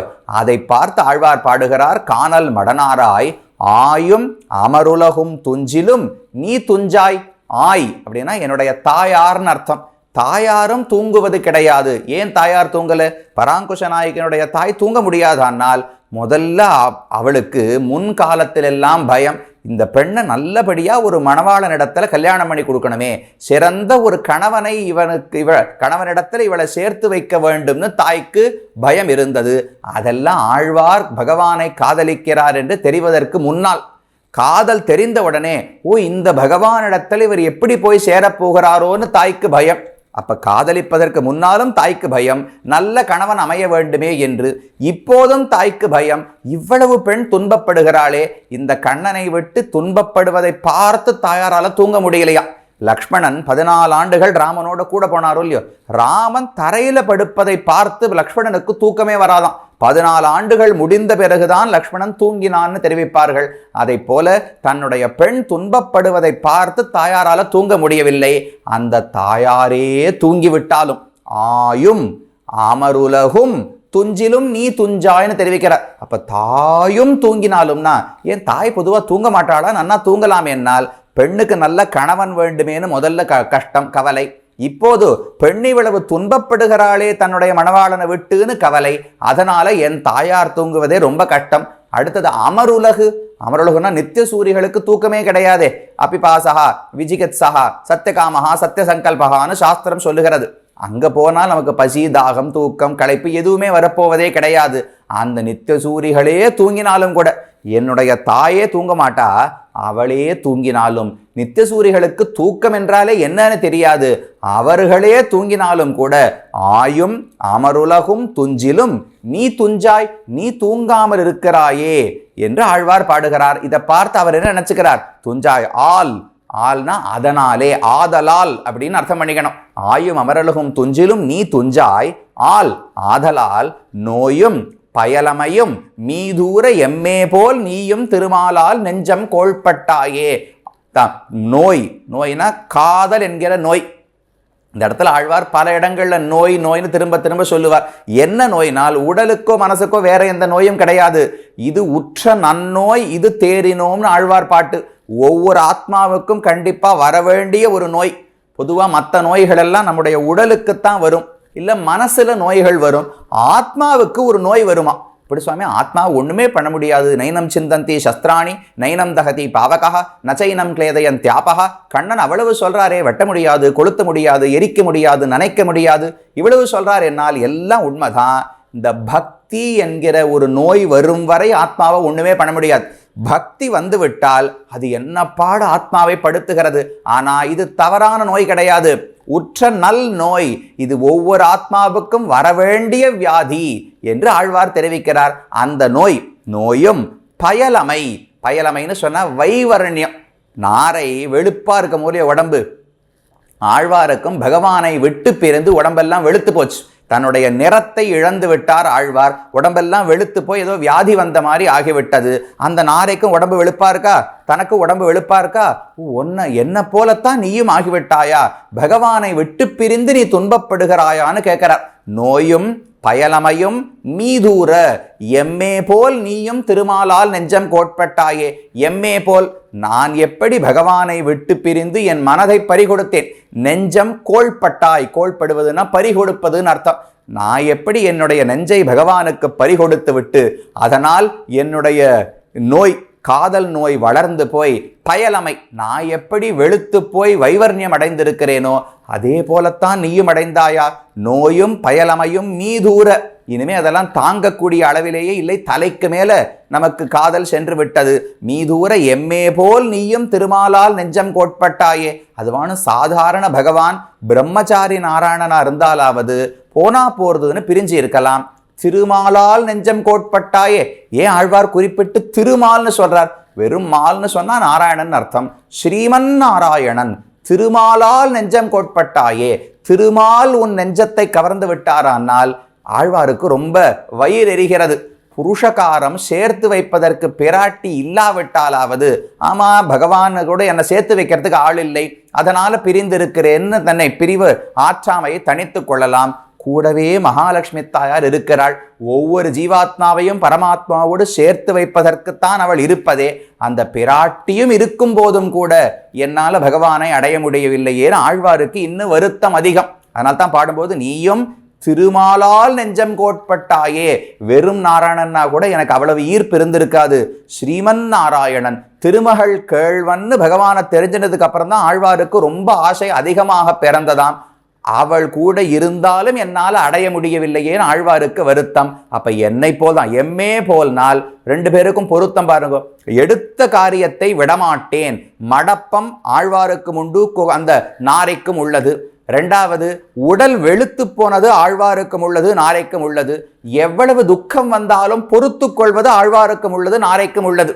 இந்த மூன்று ஒத்துமைகள் இருக்கிறபடியால் தான் அந்த நாரையை பார்த்தவுடனே தன்னை போல் பகவானால் வஞ்சிக்கப்பட்டு விட்டதோ என்று நினைத்து ஆழ்வார் முதல் பாசுரம் பாடினார். நோயும் பயலமையும் மீதூர எம்மே போல் நீயும் திருமாலால் நெஞ்சம் கோள்பட்டாயே என்று இந்த நாரகிட்ட பேசிட்டு இருக்கிற சேவே பக்கத்துல ஒரு அன்றில் பறவை. அந்த அன்றில் பறவை ரொம்ப தீனமான குரல், தழுதழுத்த குரலில் பகவானை விட்டு பிரிந்த சீதை எப்படி பேசியிருப்பா, ராமனை விட்டு பிரிந்த சீதை எப்படி வருத்தத்தில் பேசியிருப்பாளோ அதை போல ஒரு அன்றில் பறவை பேச தொடங்கித்தான். ஆழ்வார் உடனே இந்த நாரையை விட்டுட்டார். யாரோ ஒருத்தர் என்ன போலவே அழுகிறார்களே, நான் எப்படி பகவானை விட்டு பிரிந்து குரல் தழுதழுத்து பேச முடியாமல் துன்பப்படுகிறேனோ, என்னை போலவே ஒரு அன்றில் பறவை பேசுகிறதேன்னு சட்டுன்னு கவனம் அங்கே திரும்பியது. அன்றிலை பார்த்து பாடினார். கோள்பட்ட சிந்தையாய் கூர்வாய அன்றிலே ஷேட்பட்ட யாமங்கள் சேராதிறங்குதியால் ஆட்பட்ட எம்மே போல் நீயும் அரவணையான் தாட்பட்ட தந்துழாய் தாமம் காமுத்தாயே என்று 2வது பாசுரம் அந்த அன்றில பார்த்து பாடினார். கோள்பட்ட சிந்தையாய் கூர்வாய அன்றிலே, அதனுடைய மனசு அன்றிலே கோள்பட்ட சிந்தையை, உன்னுடைய நெஞ்சையுமா பகவான் திருடி விட்டான். நெஞ்ச திருடினான் எப்படி சுவாமி தெரிஞ்சது? ஒருத்தரை பார்த்த உடனே இவர் நெஞ்சு யார் இடத்துல இருக்கு, இவரை யாரை காதலிக்கிறான்னு தெரிஞ்சுக்க முடியும். அப்படி மட்டும் தெரிய ஆரம்பிச்சது, இந்த உலகத்துல பெரிய பிரளயமே ஏற்பட்டு விடும். அப்படியெல்லாம் நல்ல வேளை யாருக்கும் தெரியறது இல்லை, எல்லாரும் அவரவர்கள் காதலிக்கிறார்கள். ஆனா ஆழ்வார் மட்டும் இந்த அன்றில பார்த்த உடனே கோள்பட்ட சிந்தையாய் உன் நெஞ்சை பகவான் கவர்ந்து விட்டானான்னு கேட்கிறாரு. எப்படி தெரியும்னால் அதன் குரலை கேட்டாலே தெரிகிறது மனசு இல்லைன்னு. ஒருத்தருக்கு மனசோட ஒரு காரியம் பண்ணுறச்சேவே அதில் ஈடுபாடோடு பண்ணால் அது காரியத்திலேயே தெரியும். ஏனாதானோன்னு மனசே விட்டு போச்சு சுவாமி, இதெல்லாம் ஒரு ஈடுபாடே இல்லை அப்படின்னு ஒருத்தர் காரியம் பண்ணால் பார்த்தாலே தெரியுமோ இல்லையோ. அதை போல இந்த அன்றில் பாடின பாட்டு ஒரு ஆர்த்த துவனி, எப்படி கஜேந்திராழ்வான் என்னை ரட்சிப்பாயின்னு பகவானை கூப்பிட்டானோ அதை போல இதனுடைய குரல் இருக்கிறதா. அப்ப கோள்பட்ட சிந்தையாய் கூர்வாய அன்றிலே, அதனுடைய ஸ்வரம் அதனுடைய ஒலியானது ரொம்ப தழுதழுத்திருந்ததா, அதனாலேயே இதன் மனது இதனிடத்தில் இல்லை, யாரோ பறித்து விட்டார்னு ஆழ்வாருக்கு தெரிந்து விட்டது. அதனால பாடுகிறார். கோள்பட்ட சிந்தையாய் கூர்வாய அன்றிலே ஷேண்பட்ட யாமங்கள் சேராது இறங்குதியால். ஷேண்பட்ட அப்படின்னா நெடிதான அர்த்தம். எது நெடிதானது? நான் அது ராத்திரி பொழுது தானே, பகவானை விட்டு பிரிந்து ராத்திரி பொழுதுலே தான் ஆழ்வார் வாடிக்கொண்டிருக்கிறார். அதில் தான் அப்படி ஊரில் எங்கெங்கே வெளியில் போய் தானும் பதார்த்தங்கள் மற்ற பொருள் பிராணிகளை எல்லாம் சந்திக்கிறார். அந்த இரவு பொழுது அப்படியே நீண்டு கொண்டே போகிறதாம். பகவான் வரவில்லையோ இல்லையோ, நமக்கு பிடித்தவர்களோடு நேரம் கழித்தால் 2 நாளாக இருந்தாலும் 1 மணி நேரத்தில் முடிஞ்சு போனாப்பில் இருக்கும். பிடிக்காத ஒரு வேலையை பண்ணோம்னால், ஏதோ ஒரு பரீட்சையை எழுதுறோம்னு வச்சுங்களேன், நன்னா பதிலெல்லாம் நமக்கு தெரியும், நன்னா படிச்சுட்டு வந்திருக்கோம்னா எழுத ஆரம்பிப்போம். நம்ம 2 கேள்வி முடிக்கிறதுக்குள்ள 2 மணி நேரம் முடிஞ்சு போயிடுச்சு, இன்னும் 1 மணி நேரம் தான் இருக்குன்னு சொல்லுவா. இல்லை சுவாமி நான் படிக்கவே இல்லை, சுமாராக படிச்சிருக்கேன், என்ன எழுதுறதுனே தெரியலன்னால் எழுதுவேன், கடிகாரத்தை பார்ப்பேன், 2 நிமிஷம் ஆயிருக்கும். இன்னொரு பக்கம் எழுதுவேன், கடிகாரத்தை பார்ப்பேன், இன்னொரு 5 நிமிஷம் ஆயிருக்கும். ஐயோ இது எப்போ முடியும்னே தெரியலையேன்னு தோன்றதோ இல்லையோ. உபன்யாசத்தில் தோன்றாத வரைக்கும் க்ஷேமம். அப்படி ஆழ்வாருக்கு பகவானை விட்டு பிரிந்த காலம் என்பது 1 பகல் 1000 ஊழியாலோ. கண்ணன் மாடு மேய்ப்பதற்கு போய் வருவாரோ இல்லையோ, ஒரு பகல் பொழுதானே, காத்தால 7 மணிக்கு மாடு மேய்க்க போகணும், சாயங்காலம் இருட்டுறதுக்குள்ள 6 மணிக்குள்ள வந்துட போறார். என்ன சுவாமி மிஞ்சி போனா 12 மணி நேரம், கண்ணனை விட்டு பிரிஞ்சு இருக்க முடியாதான்னா கோபிகைகள் சொல்லுவார்களாம். ஆன நீ மேய்க்க போகி 1 பகல் 1000 ஊழியாலோ. ஒரு பகல் பொழுது தாண்டது என்னமோ பல 1000 ஊழிக்காலங்களை தாண்டுவது போல கோபிகைகளுக்கு இருக்குமாம். அதே போல இங்க ஆழ்வாருக்கு ஷேண்பட்ட யாமங்கள், யாமம் ஜாமம்னு சொல்றோமோ இல்லையோ, அந்த ஜாமங்கள் எல்லாம் ஷேண்பட்ட ரொம்ப நீளமா போய்கொண்டே இருக்கின்றன என்று ஆழ்வார் பாடுகிறார். ஏன் அதுல ஒரு வார்த்தை பாட பாருங்கோ, ஷேண்பட்ட இரவு, ஷேண்பட்ட ராத்திரி என்று பாடியிருக்கலாமோ இல்லையோ. ஷேண்பட்ட யாமங்கள்னு ஆழ்வார் பாடுறார். ஏன்னா ராத்திரி நீண்டு விட்டது என்று ஆழ்வார் சொல்லலை. ராத்திரி நீளுகிறதுன்னு சொன்னாலாவது ராத்திரி பொழுது கழிகிறதுங்கிற எண்ணம் தோன்றுமோ இல்லையோ. ஆழ்வாருக்கு ஒரு ஜாமம் முடியறதுக்கே இவ்வளவு நேரம் ஆவது ஒரு ஊழிக்காலம் போல் இருக்கிறது. இதே போல நேர் எதிராக பாடுவார்கள். ராமாயணத்திலே ராமஸ்து சீதையா சார்த்தம் விஜஹார பகூன் ரித்தூன் என்று ஒரு இடத்துல வால்மீகி பாடுகிறார். ராமனுக்கும் சீதைக்கும் கல்யாணம் ஆயிற்று. 12 ஆண்டுகள் அயோத்தியிலே ஆனந்தமாக இல்லற வாழ்க்கையிலே வாழ்ந்து வந்தார்கள். அப்போ பல ரித்துக்களுக்கு சேர்ந்து மகிழ்ந்தார்கள். பல ரித்துக்கள்னு வால்மீகி சொல்லுகிறார். ரித்துனா என்ன? 2 மாசம். கிரீஷ்ம ரித்து, வருஷ ரித்து, சரத் ரித்து, ஹேமந்த ரித்து, சிசிர ரித்து, இதெல்லாம் வசந்த ரித்துலாம் சொல்கிறோமோ இல்லையோ. 2 மாதம் சேர்ந்தா ஒரு ரித்து, 6 ரித்துக்கள் சேர்ந்தா ஒரு வருஷம். சமயம் அதான் 12 வருஷம் இருந்தார்களே. பல ஆண்டுகள் சேர்ந்து மகிழ்ச்சியோடு இருந்தார்கள்னு சொல்லாமல் பல ரித்துக்கள் சேர்ந்து மகிழ்ச்சியோடு இருந்தார்கள்னு ஏன் பாடுறார்னால், ஒவ்வொரு ரித்துவும் அவ்வளவு முக்கியமா. கிரீஷ்ம ரித்து மழைக்காலத்தில் கணவனுக்கு மனைவிக்கு இருக்கிற அனுபவம் வேற, வெயில் காலத்தில் வேற, ஹேமந்த ரித்துவில் வேற. அப்படி ஒவ்வொரு பொழுதையும் ஆனந்தமா அனுபவித்தார்களாம். அதனால ஒவ்வொரு ரித்துவாக அனுபவித்தார்கள்னு காட்டுறதுக்காக பகூன் ரித்துன்னு பாடினார். இங்கே அதை போல ஆழ்வாருக்கு ஒவ்வொரு ஜாமமுமே ஒரு பெரிய நீளமான காலப்பகுதியை போல தோன்றுகிறது. ஆனால் தான் ஷேண்பட்ட யாமங்கள்னு பாடுறார், ஷேண்பட்ட இரவுகள்னு பாடல. சேண்பட்ட இரவுன்னு பாடல, யாமங்கள். ஒவ்வொரு ஜாமம் கழிவதற்குள்ள எனக்கு ஒரு ஊழிக்காலமே முடிந்து விடும் போல் இருக்கிறது. அவ்வளவு நீளமாக பகவானை விட்டு பிரிந்து எனக்கு காலம் தோற்றுகிறது. சேண்பட்ட யாமங்கள் சேராது இறங்குதியால். சேராதுன்னா படுக்கையில் சேராது என்று ஒரு வார்த்தையை தெரிவித்திக்கணும். அந்த அன்றில் பறவையே, ராத்திரியானா நீ தூங்க வேண்டாமோ? படுக்கையில் படுக்காமல் இறங்குதியால் நீ அப்படியே கரைந்து போய் உருகி போய் பகவானுக்காக பாடிக்கொண்டிருக்கிறாயே. எனக்குத்தான் படுக்கையில படுத்து தூங்க முடியவில்லைன்னு நினைச்சேன். உனக்கும் இதே நிலைதானா? சேண்பட்ட யாமங்கள் சேராது இறங்குதியால் அப்படியே சிதிலமாக உடைந்து போய் உடல் வலுவிழந்து நீயும் போயிருக்கிறாய். நானும் அப்படித்தான் இருக்கிறேன். எப்படி ஆச்சுனால், ஆள்பட்ட எம்மே போல் நீயும் அரவணையான் தாழ்பட்ட தந்துழாய் தாமம் காமுத்தாயே. ஆள்பட்ட எம்மே போல் நான் தான் பகவானுக்கு ஆட்பட்டு விட்டேன். அவனுடைய பெருமைகள் கீழே திருமால்னு சொன்னாரே, அந்த திருவோடு கூடின மாலை பார்த்து நான் தான் மயங்கி ஆட்பட்டு விட்டேன் நினைச்சேன். ஆட்பட்ட எம்மே போல், என்னை போலே நீயும். நீ ஒன்றும் மயர்வர மதிநலம் அருளப்பட்டவனே கிடையாது, என்னை போல பெரியவன்லாம் கிடையாது. ஆனால் பகவானுடைய பெருமையை பாரு. நம்மாழ்வாருடைய மனசையும் கவர்ந்து விட்டார், ஒரு சின்ன அன்றிலுடைய மனசையும் கவர்ந்து விட்டார். ரெண்டு பேருக்கும் விரக தாபம் ஒன்னா இருக்கு. ஞானியோ ஞானம் இல்லாதவனோ, பெரிய பக்தனோ சுமார் பக்தனோ, பகவானை விட்டு பிரிந்த எல்லாருக்கும் பிரிவு ஆற்றாம இருக்கும் இல்லையோ. அப்ப ஆட்பட்ட எம்மே போல் நீயும் அரவணையான் தாட்பட்ட தந்துழாய் தாமம் காமுத்தாயே.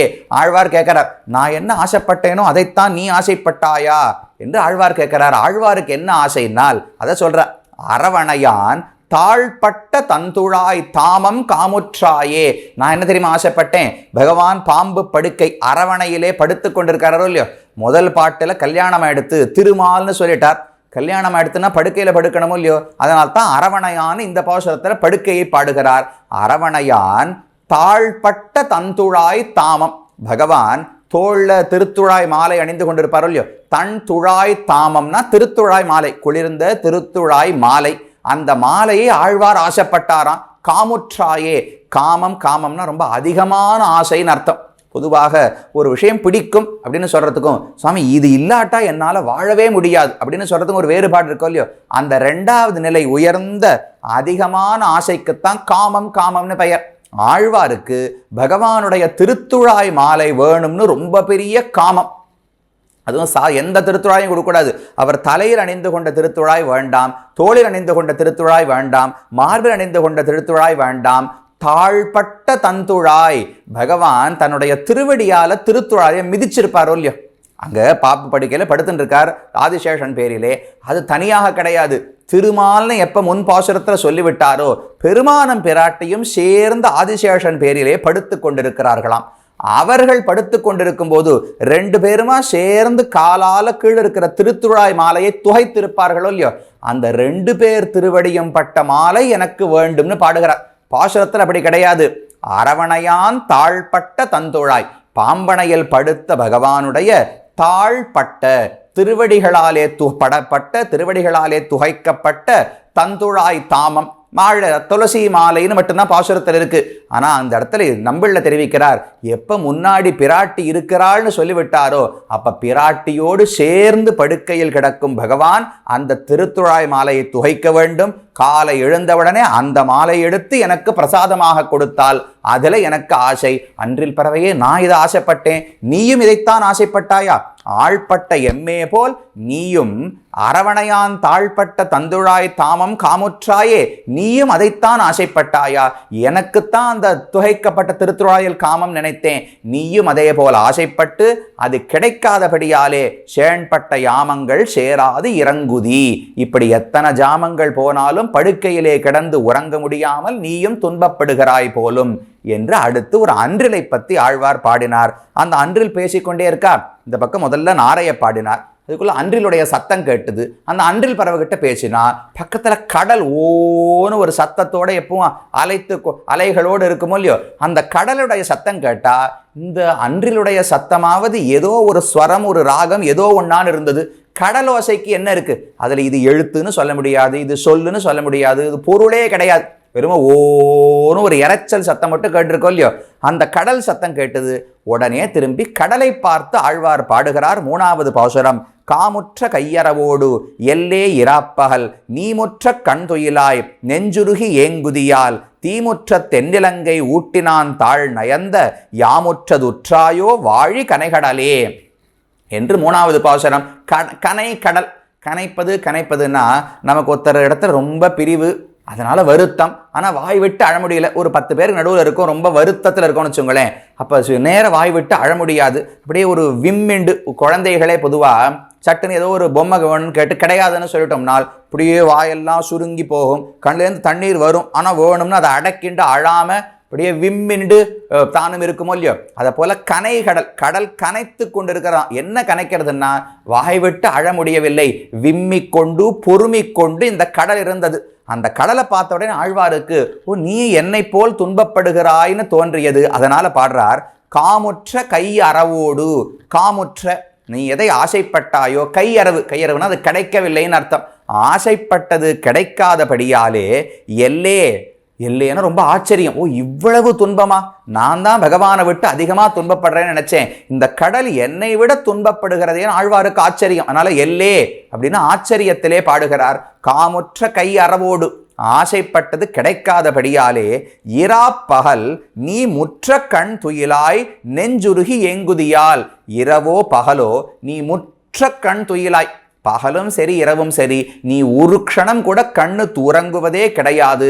நெஞ்சு உருகி ஏங்குதியால், அப்படியே நெஞ்செல்லாம் பகவானை பற்றி நினைத்த உடனேவே பாலாழி நீ கிடக்கும் பண்பையாம் கேட்டேயும் காலாழும் நெஞ்சழியும் கண் சுழலும்னு ஆழ்வார் பாசுரம். பகவான் திருப்பார்கடல்ல படுத்துன்னு இருக்கான்னு கேட்ட உடனேவே அடுத்த அடி கால் எடுத்து வைக்க முடியாம அப்படியே உழைந்து போகுமா காலெல்லாம், நெஞ்சு அழியும், வேற எதையுமே நினைக்க முடியாது, கண் சுடலும், அப்படியே மயக்கம் வர மாதிரி கண்ணு சுத்துறது. நமக்காக வைகுந்தத்தை விட்டு ஒரு பார்க்கடல்லே வந்து சயனித்தானா, இப்பேற்பட்ட ஒரு சௌசீல்யம் குணமான ஆழ்வாருக்கு ஆச்சரியம். அதுல ஆழங்கால் பட்டு மனசே அழிஞ்சு படுத்து. அதை போல நீயும் நெஞ்சு உருகி ஏங்குதியால், நீ தண்ணீர் வடிவமா இருக்காரோ இல்லையோ, அது அந்த கடலினுடைய நெஞ்சு உருகி இப்படி தண்ணீரா இருக்குன்னு ஆழ்வார் நினைக்கிறார். அதனால நீ முற்ற கண் துயிலாய், பகலோ இரவோ கடலே நீ தூங்குவதே கிடையாதே, நீ முற்ற கண் துயிலாய் நெஞ்சு உருகி ஏங்குதியால். கடலுக்கும் சில நியமங்கள் இருக்கு பாருங்க. எவ்வளவுதான் வருத்தம் என்ன இருந்தாலும் அந்த கரையை தாண்டி வந்து விட முடியாதோ இல்லையோ, அதே போலத்தான் எனக்கு பகவான் இடத்துல ரொம்ப அதிகமான ஆசை இருக்கு. ஆனா நான் பெண்ணானபடியால இதுக்கு மேல என்னால ஒன்றும் பண்ண முடியாது. அப்ப கடலை எப்படி கரை தடுக்கிறதோ, ஆழ்வாரையும் பெண் தன்மை என்பது தடுக்கிறது. நேர தாம் போய் விழுந்து பகவான் இடத்துல பிரார்த்தித்து கேட்க முடியாது. அப்ப கடலுக்கும் தனக்கும் பொருத்தம் இருக்குன்னு ஆழ்வாருக்கு எண்ணம். அதனால கடலை பார்த்து நீ முற்ற கண் துயிலாய் நெஞ்சு உருகி ஏங்குதியால், நெஞ்சு உருகி நீயும் ஏங்கி பகவானை விட்டு துன்பப்பட்டு கொண்டிருக்கிறாய். நாம என்ன தப்பு பண்ணிட்டோம் தெரியுமா? நாம பரவாசுதேவன் இடத்துல காதல் வைத்திருந்தால் இவ்வளவெல்லாம் கஷ்டமே வந்திருக்காது. பகவானுடைய பெருமை மட்டும்தான் நமக்கு தெரியும் வச்சுங்க. ரொம்ப உயர்ந்தவர், அபாரமான ஞானம் உண்டு, எல்லா சக்திகளுமே உண்டு, உலகத்தையே படைக்கக்கூடியவர், எல்லாத்துக்குமே சொந்தக்காரர் சுவாமி அவர்தான் அப்படின்னு பெருமைகள் மட்டும் தெரிந்து கொண்டிருந்தால் ரொம்ப அவரை விட்டு பிரிந்தா கஷ்டம் ஏற்படாது. ஆனா நாம என்ன தெரியுமா தப்பு பண்ணிட்டோம்? கடல் இடத்துல ஆழ்வார் சொல்றார், நான் ஆசைப்பட்டது வெறும பெரியவனான பரத்வமுடைய பரவாசுதேவனை அல்ல, தீமுற்ற தென்னிலங்கை ஊட்டினான் தாழ் நயந்த. நான் யார் திருவடியை தெரியுமா ஆசைப்பட்டேன்? ராமபிரான் திருவடிகளை ஆசைப்பட்டு விட்டேன். ராமனோ எவ்வளவு சௌலபியம் உடையவர், ஒரு சீத்தை ஒரு பக்தையை பிரிந்ததற்காக எப்பேற்பட்ட போராட்டம், ஒரு யுத்தத்தை நடத்தினார். தீமுற்ற தென்னிலங்கை ஊட்டினான். ராமனை பத்தி சொல்ற கொஞ்சம் வார்த்தைகளை மாற்றி வைத்துக் கொண்டும், தீமுற்றன்னு அர்த்தம் கிடையாது, தென்னிலங்கை முற்ற தீ ஊட்டினான் அப்படின்னு அர்த்தம் பொருளை வைத்துக் கொள்ள வேண்டும். தென்னிலங்கை தெற்கு திசையில் அழகான இருந்தவுடைய லங்கா தேசத்தை, ராஜ்யத்தை முற்றும் முழுவதுமாக ஒரு இடம் மிச்சம் வைக்காமல் தீ ஊட்டினான், தீக்கு இரையாக்கி விட்டார். ஒன்று ஹனுமான் தீ வைச்சதையும் சொல்லலாம், இல்லை ராமன் வந்து முற்றுகையிட்ட போதும் லங்கை எல்லாம் அழித்தாரோ இல்லையோ. அப்போ தென்னிலங்கை முற்ற தீ ஊட்டினான் ராமபிரான் என்று பொருள் கொள்ள வேண்டும். அப்ப முற்றவும் தீ ஊட்டினாரா? எதையுமே மிச்சம் வைக்கவில்லையானால் அங்க தமிழ்ல தெரிவிக்கிறார், விபீஷணனுடைய வீட்டையும் சேர்த்து ராமன் எரித்தான். ஏன் அப்படி சொல்றார் சுவாமி? விபீஷணன் பக்தன் தானே, அவர் வீட்டை ஏன் எரிக்கணும்னால், ராமனை பொறுத்தவரை லங்கைக்குள்ள விபீஷணனுக்கு வீடு கிடையாது. எப்ப தன்னுடைய தம்பின்னு ஏற்றுக்கொண்டு விட்டாரோ, இனிமே விபீஷனுடைய ஊர் எதுன்னு கேட்டால் அவர் இக்ஷ்வாகு வம்சத்தில் பிறந்தவர், அயோத்தி தான் அவருக்கு சொந்த ஊர்னு ராமன் சொல்லுவாராம். லங்கை விபீஷனுக்கு சொந்த ஊர்னு ராமன் ஏத்துக்கிறதே கிடையாது. எப்ப ராவணனை விட்டு என் பக்கத்தில் விபீஷணன் வந்தானோ அவனுக்கு லங்கையில வீடு கிடையாது, அயோத்தியிலே தான் வீடு. அதனால லங்கை முழுவதையும் எரித்தாலும் பரவாயில்லைன்னு ராமனுக்கு எண்ணமா. ஆனால் தான் தீ முற்ற தென்னிலங்கை ஊட்டினான். தென்னிலங்கை முற்ற, ஒரு இடம் விச்ச விடாமல் முழுவதையும் தீ ஊட்டினான். தீக்கு பகவான் இரையாக்கினாரோ இல்லையோ, அந்த ராமனுடைய திருவடிகளை ஆசைப்பட்டு விட்டேன். பரவாசுதேவன் திருவடிகளை ஆசைப்பட்டிருந்தாலாவது அது கிடைக்கலையேன்னு இவ்வளவு வருத்தம் ஏற்பட்டிருக்காது.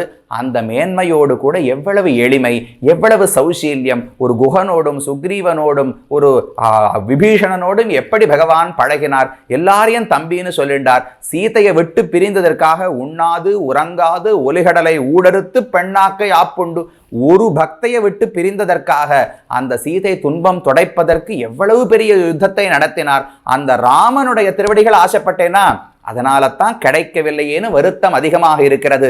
தீமுற்ற தென்னிலங்கை ஊட்டினான் தாழ் நயந்த யாமுற்றதுற்றாயோ.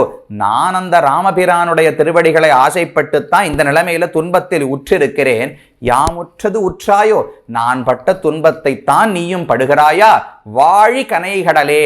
அந்த துர்தசை எவ்வளவு வருத்தத்தில் ஆழ்வார் பாடிக்கொண்டிருக்கிறார். அந்த நிலையிலும் கடல் வருத்தப்படுகிறதுன்னு அதுவே வருத்தப்படலை. கடல் எப்பவுமே ஓன்னு கத்திட்டு தான் இருக்கும்.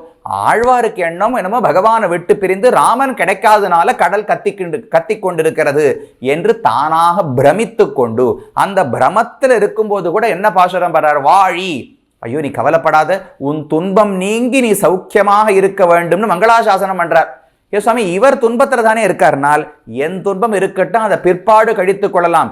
இன்னொருத்தர் துன்பப்படுறத ஆழ்வாரா பார்க்கவே முடியாதான்.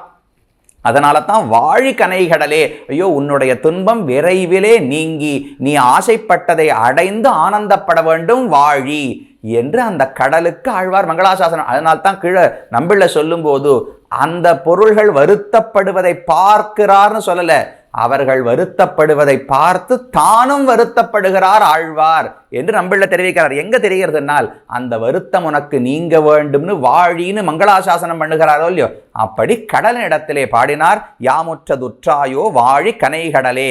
மூணாவது பாசுரம் முடிந்தது. கடலை பார்த்துட்டே இருக்கிறச்சே திடீர்னு மேல வாயு காத்து வேகமா வீசித்து. காற்றினுடைய இயற்கை ஒரு இடத்துல நிற்கவே நிற்காது. வாயுர்வை க்ஷேபிஷ்டா தேவதா, ரொம்ப வேகமா நகர்ந்து கொண்டே இருக்கக்கூடியது இயல்பு வாயுவுக்கு. ஆனா ஆழ்வாருக்கு அதை பார்த்த உடனே என்னால தான் ஒரு இடத்துல நிற்க முடியும், பகவான் வரட்டும், அவர் எப்ப வருகிறாரோ வந்து ரட்சிக்கட்டும்னு என்னால வீட்டில் இருக்க முடியல, இங்கே போலாமா அங்க போலாமா என்ன பண்ணலாம்னு தெரிந்து கொண்டே இருக்கிறேன். என்னை போல வாயுவே நீயும் பகவானால் வஞ்சிக்கப்பட்டு திரிகிறாயா என்று நாலாவது பாசுரத்தில் பாடுகிறார். கடலும் மலையும் விசும்பும் துழாய் எம்போல் சுடர்கொள் இராப்பகல் துஞ்சாயால் தன்வாடாய் அடல்கொள் படையாழி அம்மானை காண்பான்னி உடலம் நோயுற்றாயோ ஊழிதோர் ஊழியே என்று நாலாவது பாசுரத்தில் தெரிவிக்கிறார். அந்த வாயுவுக்கும் தனக்கும் உள்ள ஒற்றுமையை சொல்லுகிறார். கடலும் மலையும் விசும்பும் துழாய் எம்போல், என்னை போல நீயும் கடலையும் மலையையும் விசும்பையும் துழாய் அதையெல்லாம் தேடுகிறாய், தொட்டு தொட்டு தேடி பார்க்கிறாய் என்று ஆழ்வார் தெரிவிக்கிறார்.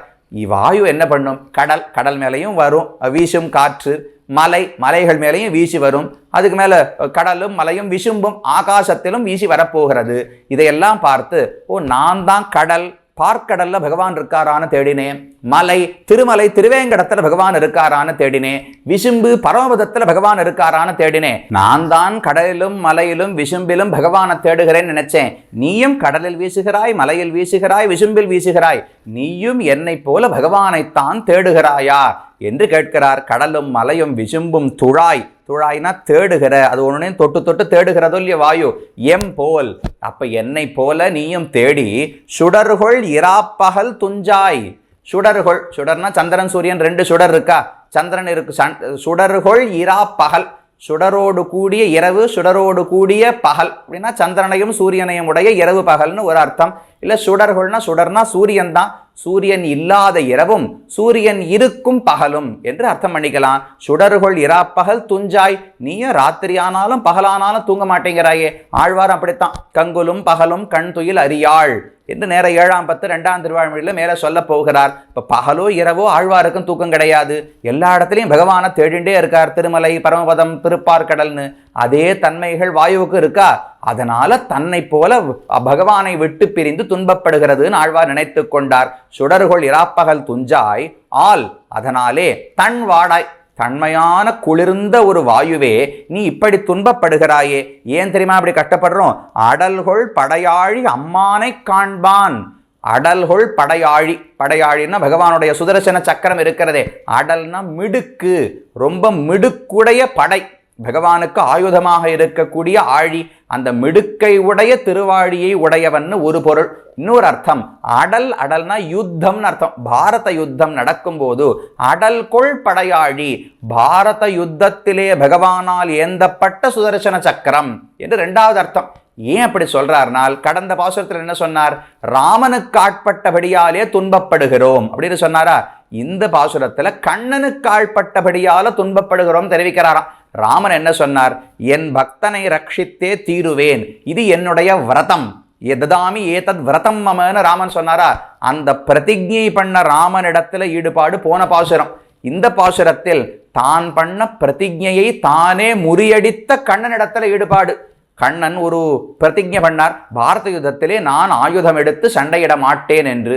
பீஷ்மர் ஒரு பிரதிஜை பண்ணார், எப்படியாவது கண்ணனை ஆயுதம் எடுக்க வைப்பேன்னு. கடைசியில் ஒரு நாள் அர்ஜுனன் யுத்தம் பண்ணிட்டு இருக்கார். அவர் என்னமோ முழு வேகத்தோடு செய்யவில்லை. ஐயோ நம்ம தாத்தாவாச்சேன்னு பார்த்து சரியாவே யுத்தம் பண்ணல. கண்ணனுக்கு கோபம் வந்தது. நான் எவ்வளவு பெரிய கீத உபதேசம் பண்ணியிருக்கேன், அவரை உறவினன்னு பார்க்காதே அதர்மத்தின் வழி நிற்கிறார், பீஷ்மரை கொன்னுதான் ஆகணும்னு சொல்லியிருக்கேன், கேட்க மாட்டேங்கிறாய், நீ செய்ய மாட்டாய் என்றால் நானே கொல்லுகிறேன்னு தேரிலிருந்து இறங்கினார். பெரிய சக்கரத்தை எடுத்துட்டார், நேர பீஷ்மரை கொல்லுவதற்காக ஓடுகிறார். அப்போ சக்கரத்தை எடுத்தாரோ இல்லையோ, தன்னுடைய பிரதிஜையை காத்தோடு போச்சு. தான் பண்ண பிரதிஜையை முறியடித்து பீஷ்மர் பண்ண பிரதிஜையை நிறைவேற்றி விட்டானோ இல்லையா பகவான், அது இன்னும் உயர்வு. கடந்த பாசுரத்தில் தன் பிரதிஜை, பக்தர்களை விடமாட்டேன் என்று பிரதிஜை பண்ணப்பட்ட ராமனை பற்றி பாடினார். இந்த பாசுரத்தில் பக்தனுடைய பிரதிஜைக்காக தன்னுடைய பிரதிஜையே பொய்யாக்கி கொண்டாரோ இல்லையோ, அப்ப இன்னும் உயர்வு பகவானுக்கு. பக்தனிடத்தில் இருக்கிற காதல் தெரிகிறது. அப்ப அடல்கொள் படையாழி அம்மானை காண்பான், அந்த கண்ணனை காண வேண்டும் என்கிற ஆசையால் தானே நீ இப்படி ஊர் ஊராக திரிகிறாய், அதனால் தானே என்னை போலே துன்பப்படுகிறாய். அப்ப அம்மானை காண்பான் நீ உடலம் நோயுற்றாயோ ஊழிதோர் ஊழியே, உன்னுடைய உடலிலும் என்னை போல நோய் வந்து விட்டதா? இது என்ன நோய்? உடல்ல நோய் வந்ததுன்னா எப்ப சரியாகும்? என்ன மருந்துனால் ஊழிதோர் ஊழியே. இந்த நோய் முடியவே முடியாது. பகவான் இடத்துல ஒருத்தருக்கு பக்தி பிறந்து விட்டதுன்னு வச்சுப்போம். எப்ப சுவாமி இந்த நோய் போகும் நாள்? போகவே போகாது. இந்த உடம்பே போனாலும் வைகுந்தத்துக்கு போய் இதே நோய் தொடரப் போகிறதோ இல்லை, எப்பவுமே பக்தியோட தான் இருக்க போறோம். இந்த நோய் விட்டு போகவே போகாது. அப்ப எவ்வளவு காலம் இந்த ஆத்மா இருப்பாரோ, அனந்தமான காலத்துக்கு விடாத வியாதி இந்த வியாதி.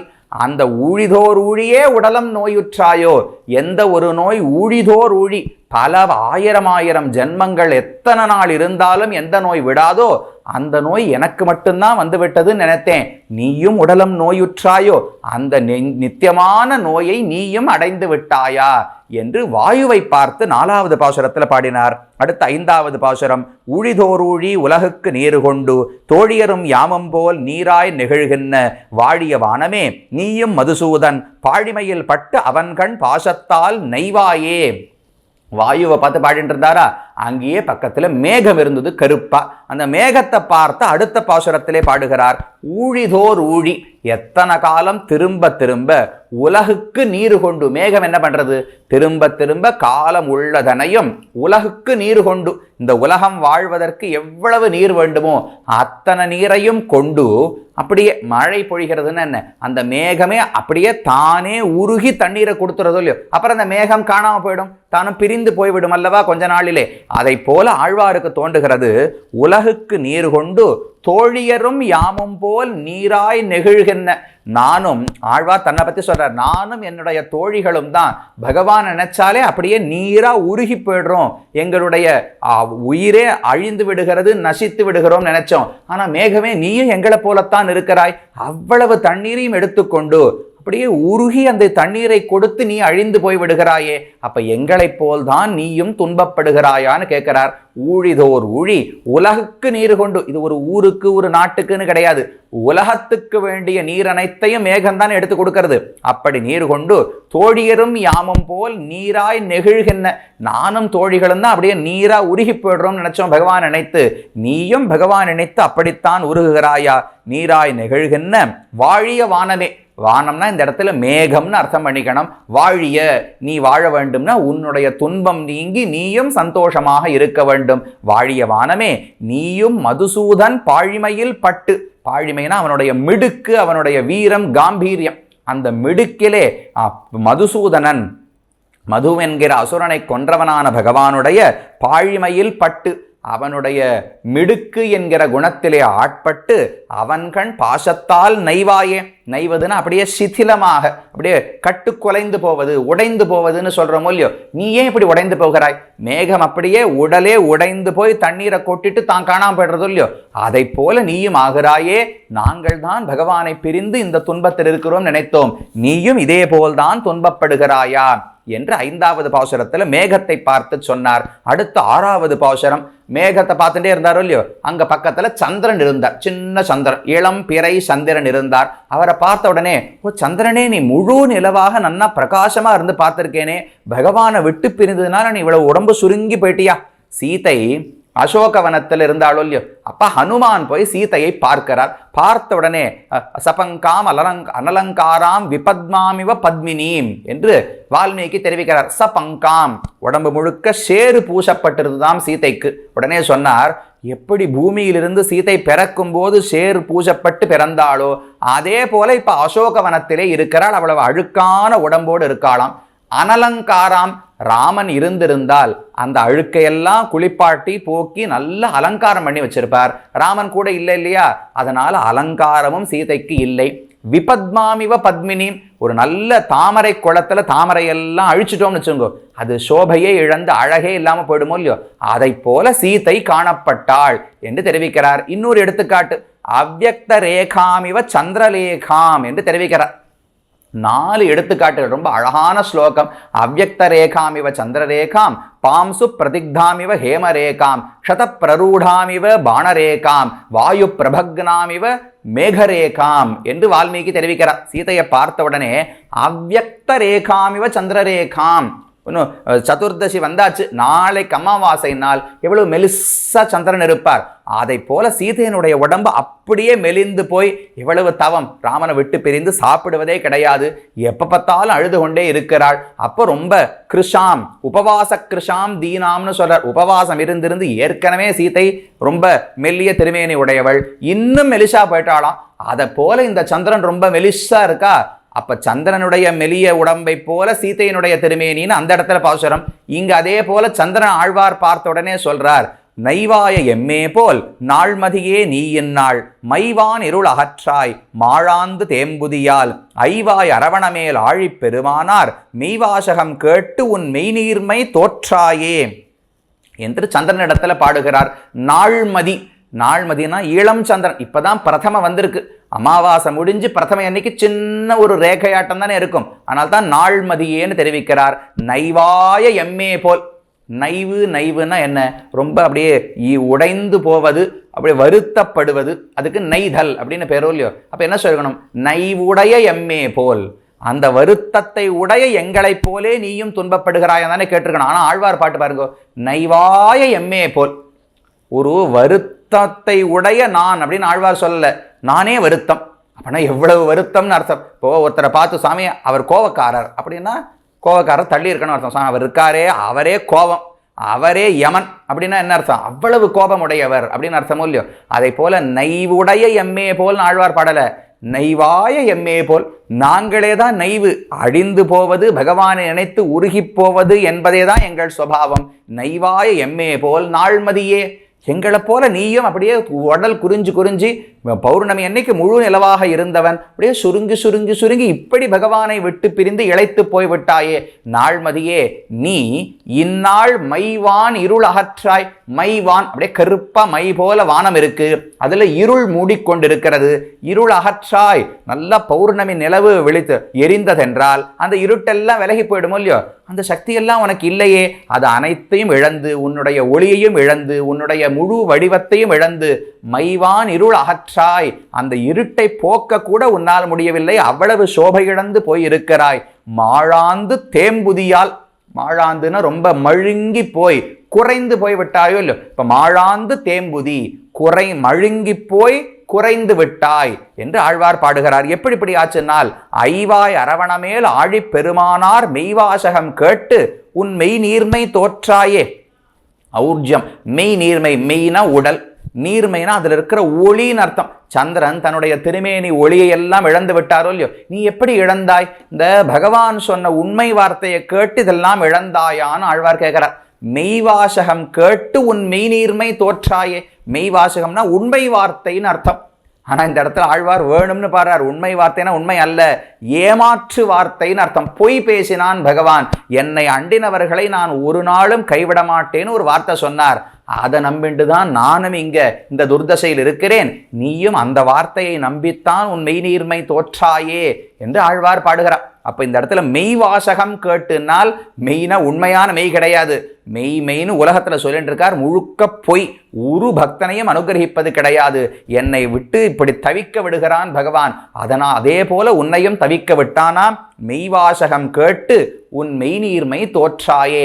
அவனுடைய முழு பொய், அந்த பொய்யை கேட்டு நீயும் இப்படி ஆகிவிட்டாயான்னு ஆழ்வார் பாடினார். அதுக்கு முன்னாடி ஒரு வரி இருக்கு பாருங்க. ஐவாய் அரவணமேல் ஆழிப்பெருமானார் மெய்வாசகம். அந்த மெய்வாசகம் சொன்னது யாரு? உண்மைனா இந்த இடத்துல பொய்ன்னு அர்த்தம். அப்பேற்பட்ட பொய்யை யார் தெரியுமா சொன்னார்கள்? பாம்பனை மேல் படுத்துக்கொண்டு கையிலே சுதர்சன சக்கரத்தை வைத்த பகவான் சொன்ன பொய் இப்படின்னு ஆழ்வார் சொன்னார். ஏன் இதெல்லாம் ரொம்ப குறிப்பிட்ட ஆழ்வார் சொல்றாரு? என்ன அர்த்தம்னால், பாம்பு மேல படுத்துட்டு இருக்கிறச்சேவே எனக்கு புரிஞ்சிருக்கணும். பாம்புக்கு ரெட்ட நாக்கோ இல்லையோ, ரெட்ட நாக்குன்னா என்ன அர்த்தம்? மாத்தி மாத்தி பேசுவார்னு அர்த்தமோ இல்லையோ. அதான் ஆழ்வார் சுட்டி காட்டாராம். ஒரு தலை நாகம் கூட கிடையாது, 5 தலை நாகம். ஐவாய் அரவணமேல், பாம்புக்கே 5 தலை இருக்கு, 5 வாய் இருக்கு. இந்த வாய் ஒன்ன சொல்றது, அந்த வாய் வேற சொல்றது, இந்த வாய் வேற சொல்றது. அப்ப பொய் சொல்றதுன்னு அர்த்தம். மேலும் இது அரவு அணை, பாம்போலியோ, பாம்புக்கே ரெட்ட நாக்கு இருக்கும், அப்ப பொய் சொல்றது. அதை பார்த்த போதே நான் புரிஞ்சுட்டு இருக்கணும், இவர் படுத்துட்டு இருக்கிறதே பாம்பு, பாம்பே ரெட்ட நாக்கு, பொய் சொல்லும். அதுவும் 5 தலை இருக்கு, 5 வாய் இருக்குன்னா கண்டிப்பா பொய் சொல்லும்னு புரிஞ்சுட்டு இருக்கணும். புரிஞ்சுக்காம போனேன். அப்ப அவர் படுக்கையை பார்த்தாலே இவர் பொய் சொல்றவர்னு தெரியறது. ரெண்டாவது, ஆழிப்பெருமானார், இவருடைய சுதர்சன சக்கரத்தை பார்த்தாலும் நான் புரிஞ்சுட்டு இருக்கணும். ஏன்னா இந்த சக்கரம் எப்படி தெரியுமா? இவர் பொய் சொல்றதுக்கு எல்லாம் சக்கரம் தான் சாட்சி. ஏன் அவர் என்ன பண்ணார்னால், ஜெயத்ரதனை கொல்றதுக்காக ஆழி கொண்டு இரவி மறைத்தாரோ இல்லையோ, சூரியன் அஸ்தமித்து விட்டான்னு பொய் சொல்லிட்டார். ஒன்னும் அஸ்தமிக்கல. இவர் சுதர்சன சக்கரத்தை வைத்து அந்த ஒளியால சூரியனுடைய ஒளியை மழுங்க வைத்து உலகத்தை இருட்டடித்தான் பகவான். பொய் தானே. அந்த பொய்க்கு சாட்சி கூட இருந்தது யாரு? உதவினது இதே சுதர்சன சக்கரம் தான்.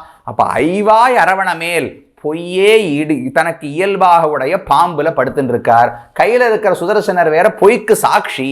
இப்படிப்பட்ட 2 பேருக்கு நடுவில் ஆழி பெருமான் பகவான் வேற பெருமான். பெருமான்னா தொண்டர்களே இவ்வளவு பொய் சொன்னா தலைவன் எவ்வளவு பொய் சொல்லணும்? படுக்கையே பொய் சொல்றது, திருவாழியே பொய் சொல்றது, பகவான் ரொம்ப பெரிய பொய் சொல்றவரோ இல்லையோ.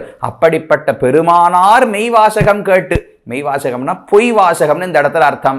வேணும்னு விபரீத லட்சணையாக சொல்லுகிறார். மெய்வாசகம் கேட்டு உன் மெய்நீர்மை தோற்றாயே. அவனுடைய பொய்யான பிரதிஜையை கேட்டுத்தான் நான் அவனுக்கு ஆட்பட்டு இப்படி துன்பப்படுகிறேன், நீயும் அதே போல் துன்பப்படுகிறாயா என்று 6வது பாசுரத்தாலே சந்திரனை பார்த்து கேட்டார். அடுத்து 7வது பாசுரம், தோத்தோம் மடநெஞ்சம். இதிலே இருட்டு. இப்பதான் கீழே இருட்டை போக்க முடியவில்லைன்னு சந்திரனை பார்த்து சொன்னாரோ இல்லையோ, அந்த க்ஷணமே இருட்டு கண்ணில் பட்டது. அந்த இருட்டை பார்த்து இப்போது அடுத்த பாசுரத்தாலே பாடுகிறார். அந்த இடத்துல நம்பிள்ளை ரொம்ப அழகான ஒரு வார்த்தை, அவதாரிக்க இடனமோ இல்லையோ. சந்திரனை பாடின பிறகு இந்த இருட்டை பற்றி பாடுவதற்கு ஒரு தொடர்பு சொல்ல வேண்டுமோ இல்லையோ. அங்கு ஒரு அழகான பங்க்தி எடுகிறார். மதி கெட்ட போதே அந்தகாரம் வந்து மேலிட்டது. இவ்வளவுதான் நம்பிள்ளையுடைய ஈட்டு பங்க்தி இருக்கு. மதி கெட்ட போதே அந்தகாரம் வந்து மேலிட்டது. இதுக்கு 2 அர்த்தம். மதினா சந்திரன். சந்திரன் எப்ப கெட்டு போனாரோ சுருங்கி விட்டாரோ அந்தகாரம் இருட்டு வந்து மூடிக்கொண்டது. அப்ப இருட்டை பத்தி அடுத்தது பாடுகிறார். இது மேலோட்டமான அர்த்தம். ஆனா உள்ளுரை பொருள் என்ன தெரியுமா? மதினா ஞானம்னு அர்த்தம். எப்ப ஞானம் கெட்டு போச்சோ அந்தகாரம்னா அஜ்ஞானம், அறிவின்மைன்னு அர்த்தம். எப்ப அறிவின்மை வரும்? தெரிந்து கொள்ள வேண்டியதை நாம தெரிஞ்சுட்டு இருந்தோம்னா, இந்த ஆத்மா பகவானுக்கு தொண்டன்னு தெரிஞ்சுட்டு இருந்தா நான் சுதந்திரங்கிற எண்ணம் வந்திருக்காது, நான் யார் யாருக்கோ அடிமைங்கிற தவறான எண்ணம் வந்திருக்காது, நான் எனக்காக வாழணுங்கிற சுயநலம் வந்திருக்காது. ஞானம் இல்லாமல் போகவே தானே அஞ்ஞானம் எல்லாம் வந்தது. அப்ப மதிகட்ட போதே அந்தகாரம் வந்து மூடித்துனால் ஞானத்தை எப்போ இழந்தோமோ, ஞானத்தை சம்பாதிக்காமல் போனால் அறிவின்மை வந்து மூடிக்கொண்டதுன்னு உள்ளுரை பொருள். மேலோட்டமான பொருள், சந்திரன் மழுங்கி போனபடியாலே அந்தகாரம் இருட்டு வந்து மேலிட்டது என்று சங்கதி ரொம்ப அழகாக காட்டுகிறார். அந்த இருட்டை பார்த்து அடுத்த பாசுரம், தோத்தோம் மடநெஞ்சம் எம்பெருமான் நாரணர்க்கு எம் ஆத்தாமை சொல்லி அழுவோமை நீ நடுவே வேற்றோர் வகையில் கொடிதாய் எனையூழி மாற்றாண்மை நித்தியோ வாழி கன இருளே. அடுத்தது பாசுகிறார், ரொம்ப கன இருள், கெட்டியான இருள். பார்த்தா அடுத்த 2 அடிக்கு மேல கண்ணு தெரியல, அவ்வளவு கெட்டியா இருட்டு மூடிக்கொண்டிருக்கிறது. அந்த இருட்டை பார்த்து இந்த பாசுரத்துக்கு 2 நிர்வாகங்கள் உண்டு. ஆளவந்தார் நிர்வாகம்னு திருமாலையாண்டான் ஒன்று தெரிவிக்கிறார். சுவாமி ராமானுஷர் மற்றொரு அழகான நிர்வாகத்தை இந்த இடத்துல தெரிவிப்பாராம்.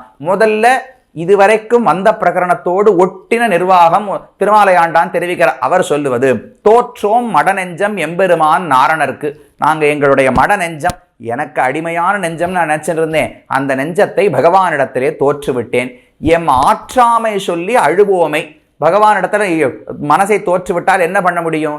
என்னால் ஆற்றாமை சொல்லி ஒருவருக்கொருவர் அழுது கொண்டிருக்கிறோம். இப்படி நாங்கள் பண்ணும்போது நீ நடுவே, எங்களுக்குள்ள இருட்டே நீயும் வந்து அமர்ந்து கொண்டு வேற்றோர் வகையில் கொடிதாய் எனையூழி மாற்றாண்மை நிற்றியோ, எனக்கு இவ்வளவு மாற்றாண்மை, எனக்கு ஒரு பெரிய பகைவனாக நீ வந்து நிற்கிறாய் என்று ஆழ்வார் இருட்டை பார்த்து சொல்லுகிறார். ஏன் பகைவனால்? அந்த இருட்டும் பகவானை விட்டு பிரிந்து கஷ்டப்படுறதான்.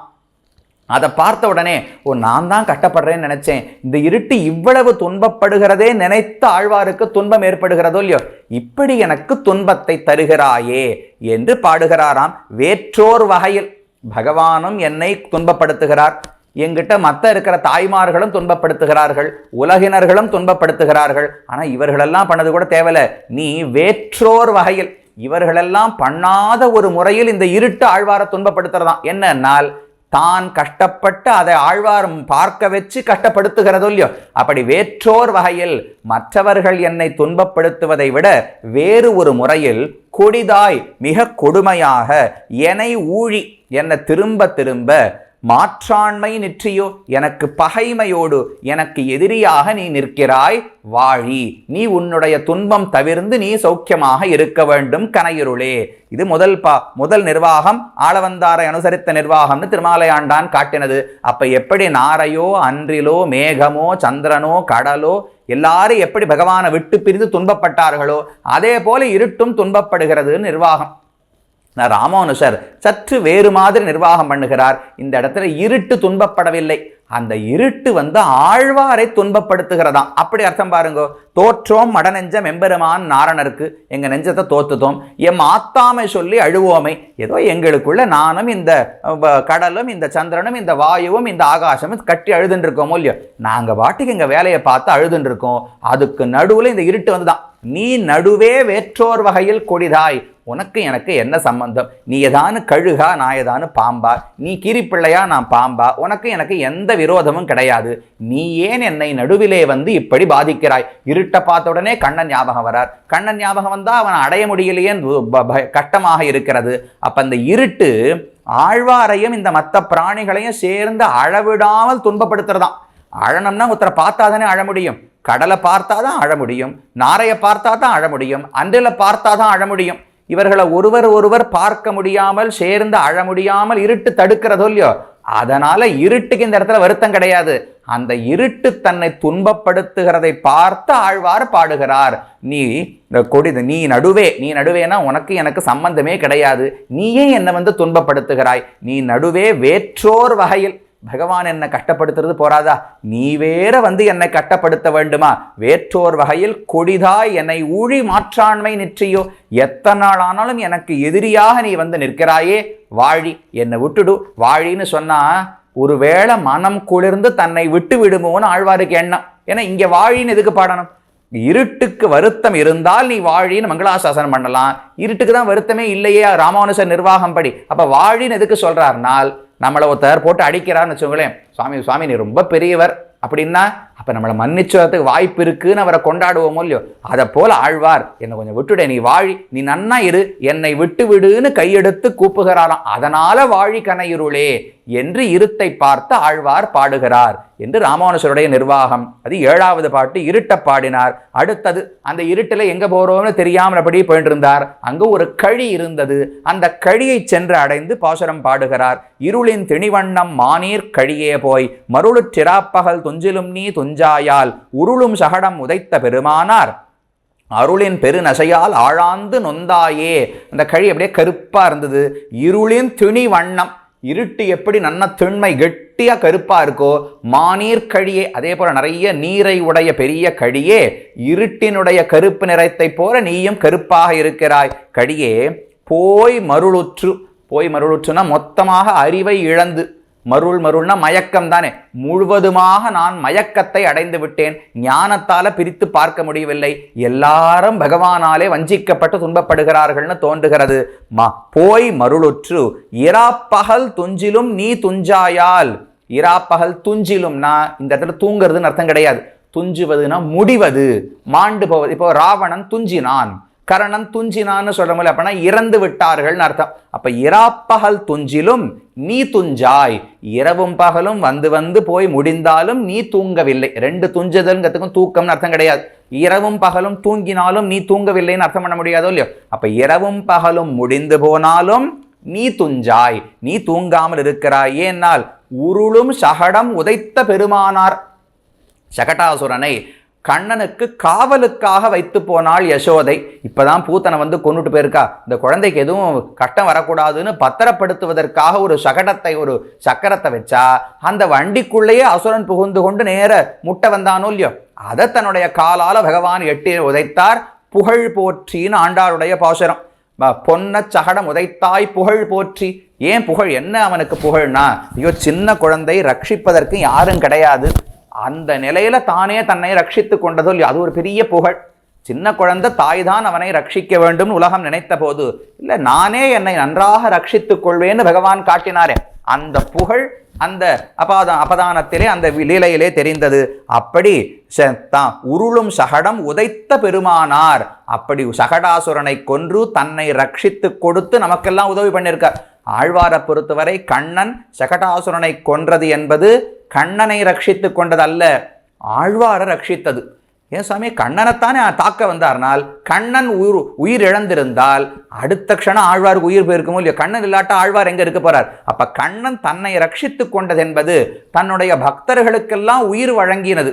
ஏன்னா தாம் போயிருந்தா பக்தர்களும் போயிருப்பார்களோ இல்லையோ, அதனால பெருமான் எனக்கு உபகாரம் பண்ணார்னு ஆழ்வார் பாடுறார். உருளும் சகடம் உதைத்த பெருமானார் அருளின் பெருநசையால், அவருடைய அனுகிரகம் கிடைக்கணுங்கிற ஆசையாலே பெருநசையால் ஆழாந்து நொந்தாயே. இந்த கழியே நீ இப்படி வருத்தப்பட்டு நொந்து போகிறாயே, அந்த பகவானுடைய அருளின் பெருநசையால் நொந்தாயே, அவனுடைய அனுகிரகத்தில் இருக்கிற ஆசையாலே நீ இப்படி துன்பப்படுகிறாயா.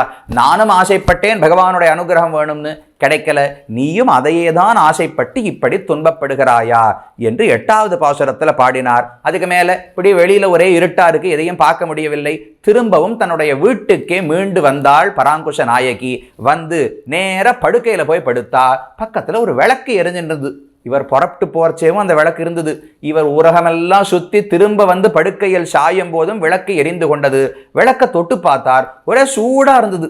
ஐயோ எனக்குத்தான் ஜுவரம், பகவானை விட்டு பிரிந்து ஜுவரம் கண்டு என் உடம்பெல்லாம் சுட்டு போயிருக்கு, உனக்கும் ஜுவரமா, உனக்கும் உடல் இப்படி சுடுகிறதே, நீயும் பகவானை பிரிந்து துன்பப்படுகிறாயா என்று அந்த விளக்கை பார்த்து பாடுகிறார். நொந்தாரா காதல் நோய் மெல்லாவி உள்ளுலர்த்த நந்தா விளக்கமே நீயும் அழியத்தாய், செந்தாமரை தடங்கண் செங்கனிவாய் எம்பெருமான் அந்தாமத் தந்துழாய் ஆசையால் வேவாயே. அந்த விளக்க பார்த்து பாடுறார், நொந்து ஆறா காதல் நோய். நாம் எவ்வளவுதான் நொந்து போனாலும் துன்பப்பட்டாலும் இந்த காதல்ங்கிற நோய் முடியவே மாட்டேங்கிறது. பொதுவாக ஒரு ஜுரம் வந்ததுன்னா 4 நாள் மருந்து சாப்பிடாட்டாலும் 4 நாளில் தானாக உடம்பு ஏதோ பண்ணி சரியாக்கிடுறதோ இல்லையோ, அதை போல இந்த வியாதி என்னைக்கான முடியுமானால் நொந்து ஆறா காதல் நோய். நான் நொந்துண்டே இருக்கேன், துன்பப்பட்டு கொண்டே இருக்கிறேன், ஆனால் இந்த வியாதி ஒன்று முடிவதாக தெரியவில்லை. நொந்தாரா காதல் நோய் மெல்லாவி உள்ளுலர்த்த. என்னுடைய மெல்லிய பிராணன் அது இன்னும் போனா போறதுன்னு ஒட்டின்னு இருக்கு. பகவானை விட்டு பிரிந்தே எனக்கு பிராணன் போயிருக்கணும். அந்த மெல்லிய பிராணனை உள் உலர்த்த முழுவதுமாக இந்த காதல் நோய் உலர்த்துகிறது. நந்தா விளக்கமே நீயும் அழியத்தாய். நந்தா விளக்கம், நந்தானா அழியாத தொடர்ந்து இருக்கக்கூடிய விளக்கமே, அழியத்தாய் நீயும். அழியத்தாய்னா ரொம்ப உயர்ந்தவன், ரொம்ப விலக்ஷணம் உயர்ந்ததான விளக்கே நீயும், அப்பேற்பட்ட நீயும் செந்தாமரை தடங்கண் செங்கனிவாய் எம்பெருமான் அந்தாமத் தந்துழாய் ஆசையால் வேவாயே. நீயும் பகவானுடைய திருத்துழாய் மாலையை ஆசைப்பட்டுத்தான் இப்படி வெந்து போகிறாயா? நான் தான் வெந்து போகிறேன், பகவானுடைய பிரிவாலே நான் வேகுகிறேன், அப்படியே கொதித்து போகிறேன்னு நினைச்சேன்.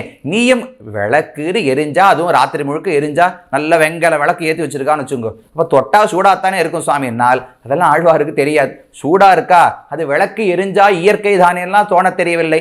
எனக்கும் உடம்பு சொல்றது, உனக்கும் உடம்பு சொல்றது. யாரை விட்டு பிரிந்திருக்கிறோம்? செந்தாமரை தடங்கண், பெரிய அழகிய தாமரை போன்ற கண்களை உடையவன். செங்கனிவாய், என்னமோ பேச வரா போலேயே இருக்குமா, அவ்வளவு செவப்ப நன்னா பழுத்த பழம் போல வாய் இருக்கு. செங்கனிவாய் எம்பெருமான், அப்படிப்பட்ட என்னுடைய சுவாமி பகவானுடைய தாமம் தன் துழாய். தன் துழாய் தாமம், தாமம்னா மாலைன்னு அர்த்தம். அழகிய திருத்துழாய்களாலே தொடுக்கப்பட்ட தாமம் ஆசையால் வேவாயே. அந்த மாலை கிடைக்க வேண்டும்ங்கிற ஆசையிலே தான் நீயும் கொதித்து போயிருக்கிறாயா? நானும் அந்த பகவானைத்தான் ஆசைப்பட்டேன், நீயும் அவன் கிடைக்காமல் தான் இப்படி கொதிக்கிறாயா என்று ஒரு விளக்கை பார்த்து பாடினார். பகவான் பார்த்தார், இவர் இதே போல விட்டால் இவரால் தொடர்ந்து உயிர் வாழ முடியுமான்னு தெரியவில்லை. கண்டிப்பாக இவர் துன்பத்தை போக்குவதற்கு இவரோடு வந்து கலக்க வேண்டும் என்று முடிவு செய்து பகவான் நேரடியாக வந்து ஆழ்வாருக்கு காட்சி அளித்தார், அவரோடு சேர்ந்தார். அதனால் அடுத்த 10வது பாசுரத்தை அவனோடு சேர்ந்தபடியாக ஆழ்வார் பாடுகிறார். வேவாரா வேட்க நோய் மெல்லாவி உள்ளுலர்த்த ஓவாதிராப்பகல் உன்பாலே வீழ்த்தொழிந்தாய். மாவாய் பிளந்து மருதடை போய் மண்ணளந்த மூவா முதல்வா இனியம்மை சோரேலே என்று 10வது பாசுரம் பாடுகிறார். மூவா முதல்வா என்று எப்ப நேர பார்த்து பாடுவது போல விழிச்சொல் இருக்கோ இல்லையோ. மேலும் இனி எம்மை சோரேல், இனிமேல் என்னை கைவிட்டு விடாதேன்னு பாசுரம் இருக்கு. அதனால நம்பிள்ளை சொல்றார், கடந்த பாசுரம் வரைக்கும் யார் யாரையோ பார்த்து அழுதுன்னு இருந்தார், இப்ப நேர பகவானை பார்த்து பேசுறார். அப்ப பகவான் இடையில் வந்திருக்க வேண்டும். இதுக்கு மேல இவரை தனியா விட்டா ஆழ்வார பராங்குஷ நாயகியே இல்லாமல் போய்விட்டால் என்ன செய்வது? துக்கம் அதிகமானா பிராணன் போயிடுமோ இல்லையோ. அதனால அவர் துக்கத்தை தணிப்பதற்காக பகவானே வந்திருக்க வேண்டும். அதனால அவனை பார்த்து பாடுகிறார். வேவு ஆறா வேட்கை நோய். என்னுடைய நோய் என்ன? வேட்கை, காதல் என்பதுதான் எனக்கு இருக்கும் நோய். வேவு ஆறா, அது என்னை எவ்வளவு கொதிப்பித்தாலும் எவ்வளவு துன்பப்படுத்தினாலும் திருப்தியே அடையலை, மேலும் மேலும் துன்பப்படுத்தி கொண்டே இருக்கிறது. வேவு ஆறா வேட்கை நோய் மெல் ஆவி உள்ளுலர்த்த. ரொம்ப மெல்லிய ஆவி. இந்த இடத்துல ஆவினா ஆத்மான்னு அர்த்தம். பிராணன்னு போன பாசுரத்தில் அர்த்தம் பண்ணார். இந்த இடத்துல மெல்லாவி உள்ளுலர்த்த, என்னுடைய ஆத்மாவையே வதைக்கிறதே. சுவாமி ஆத்மாவை எப்படி சுவாமி உலர்த்த முடியும்? ந சோஷயதி மாருதா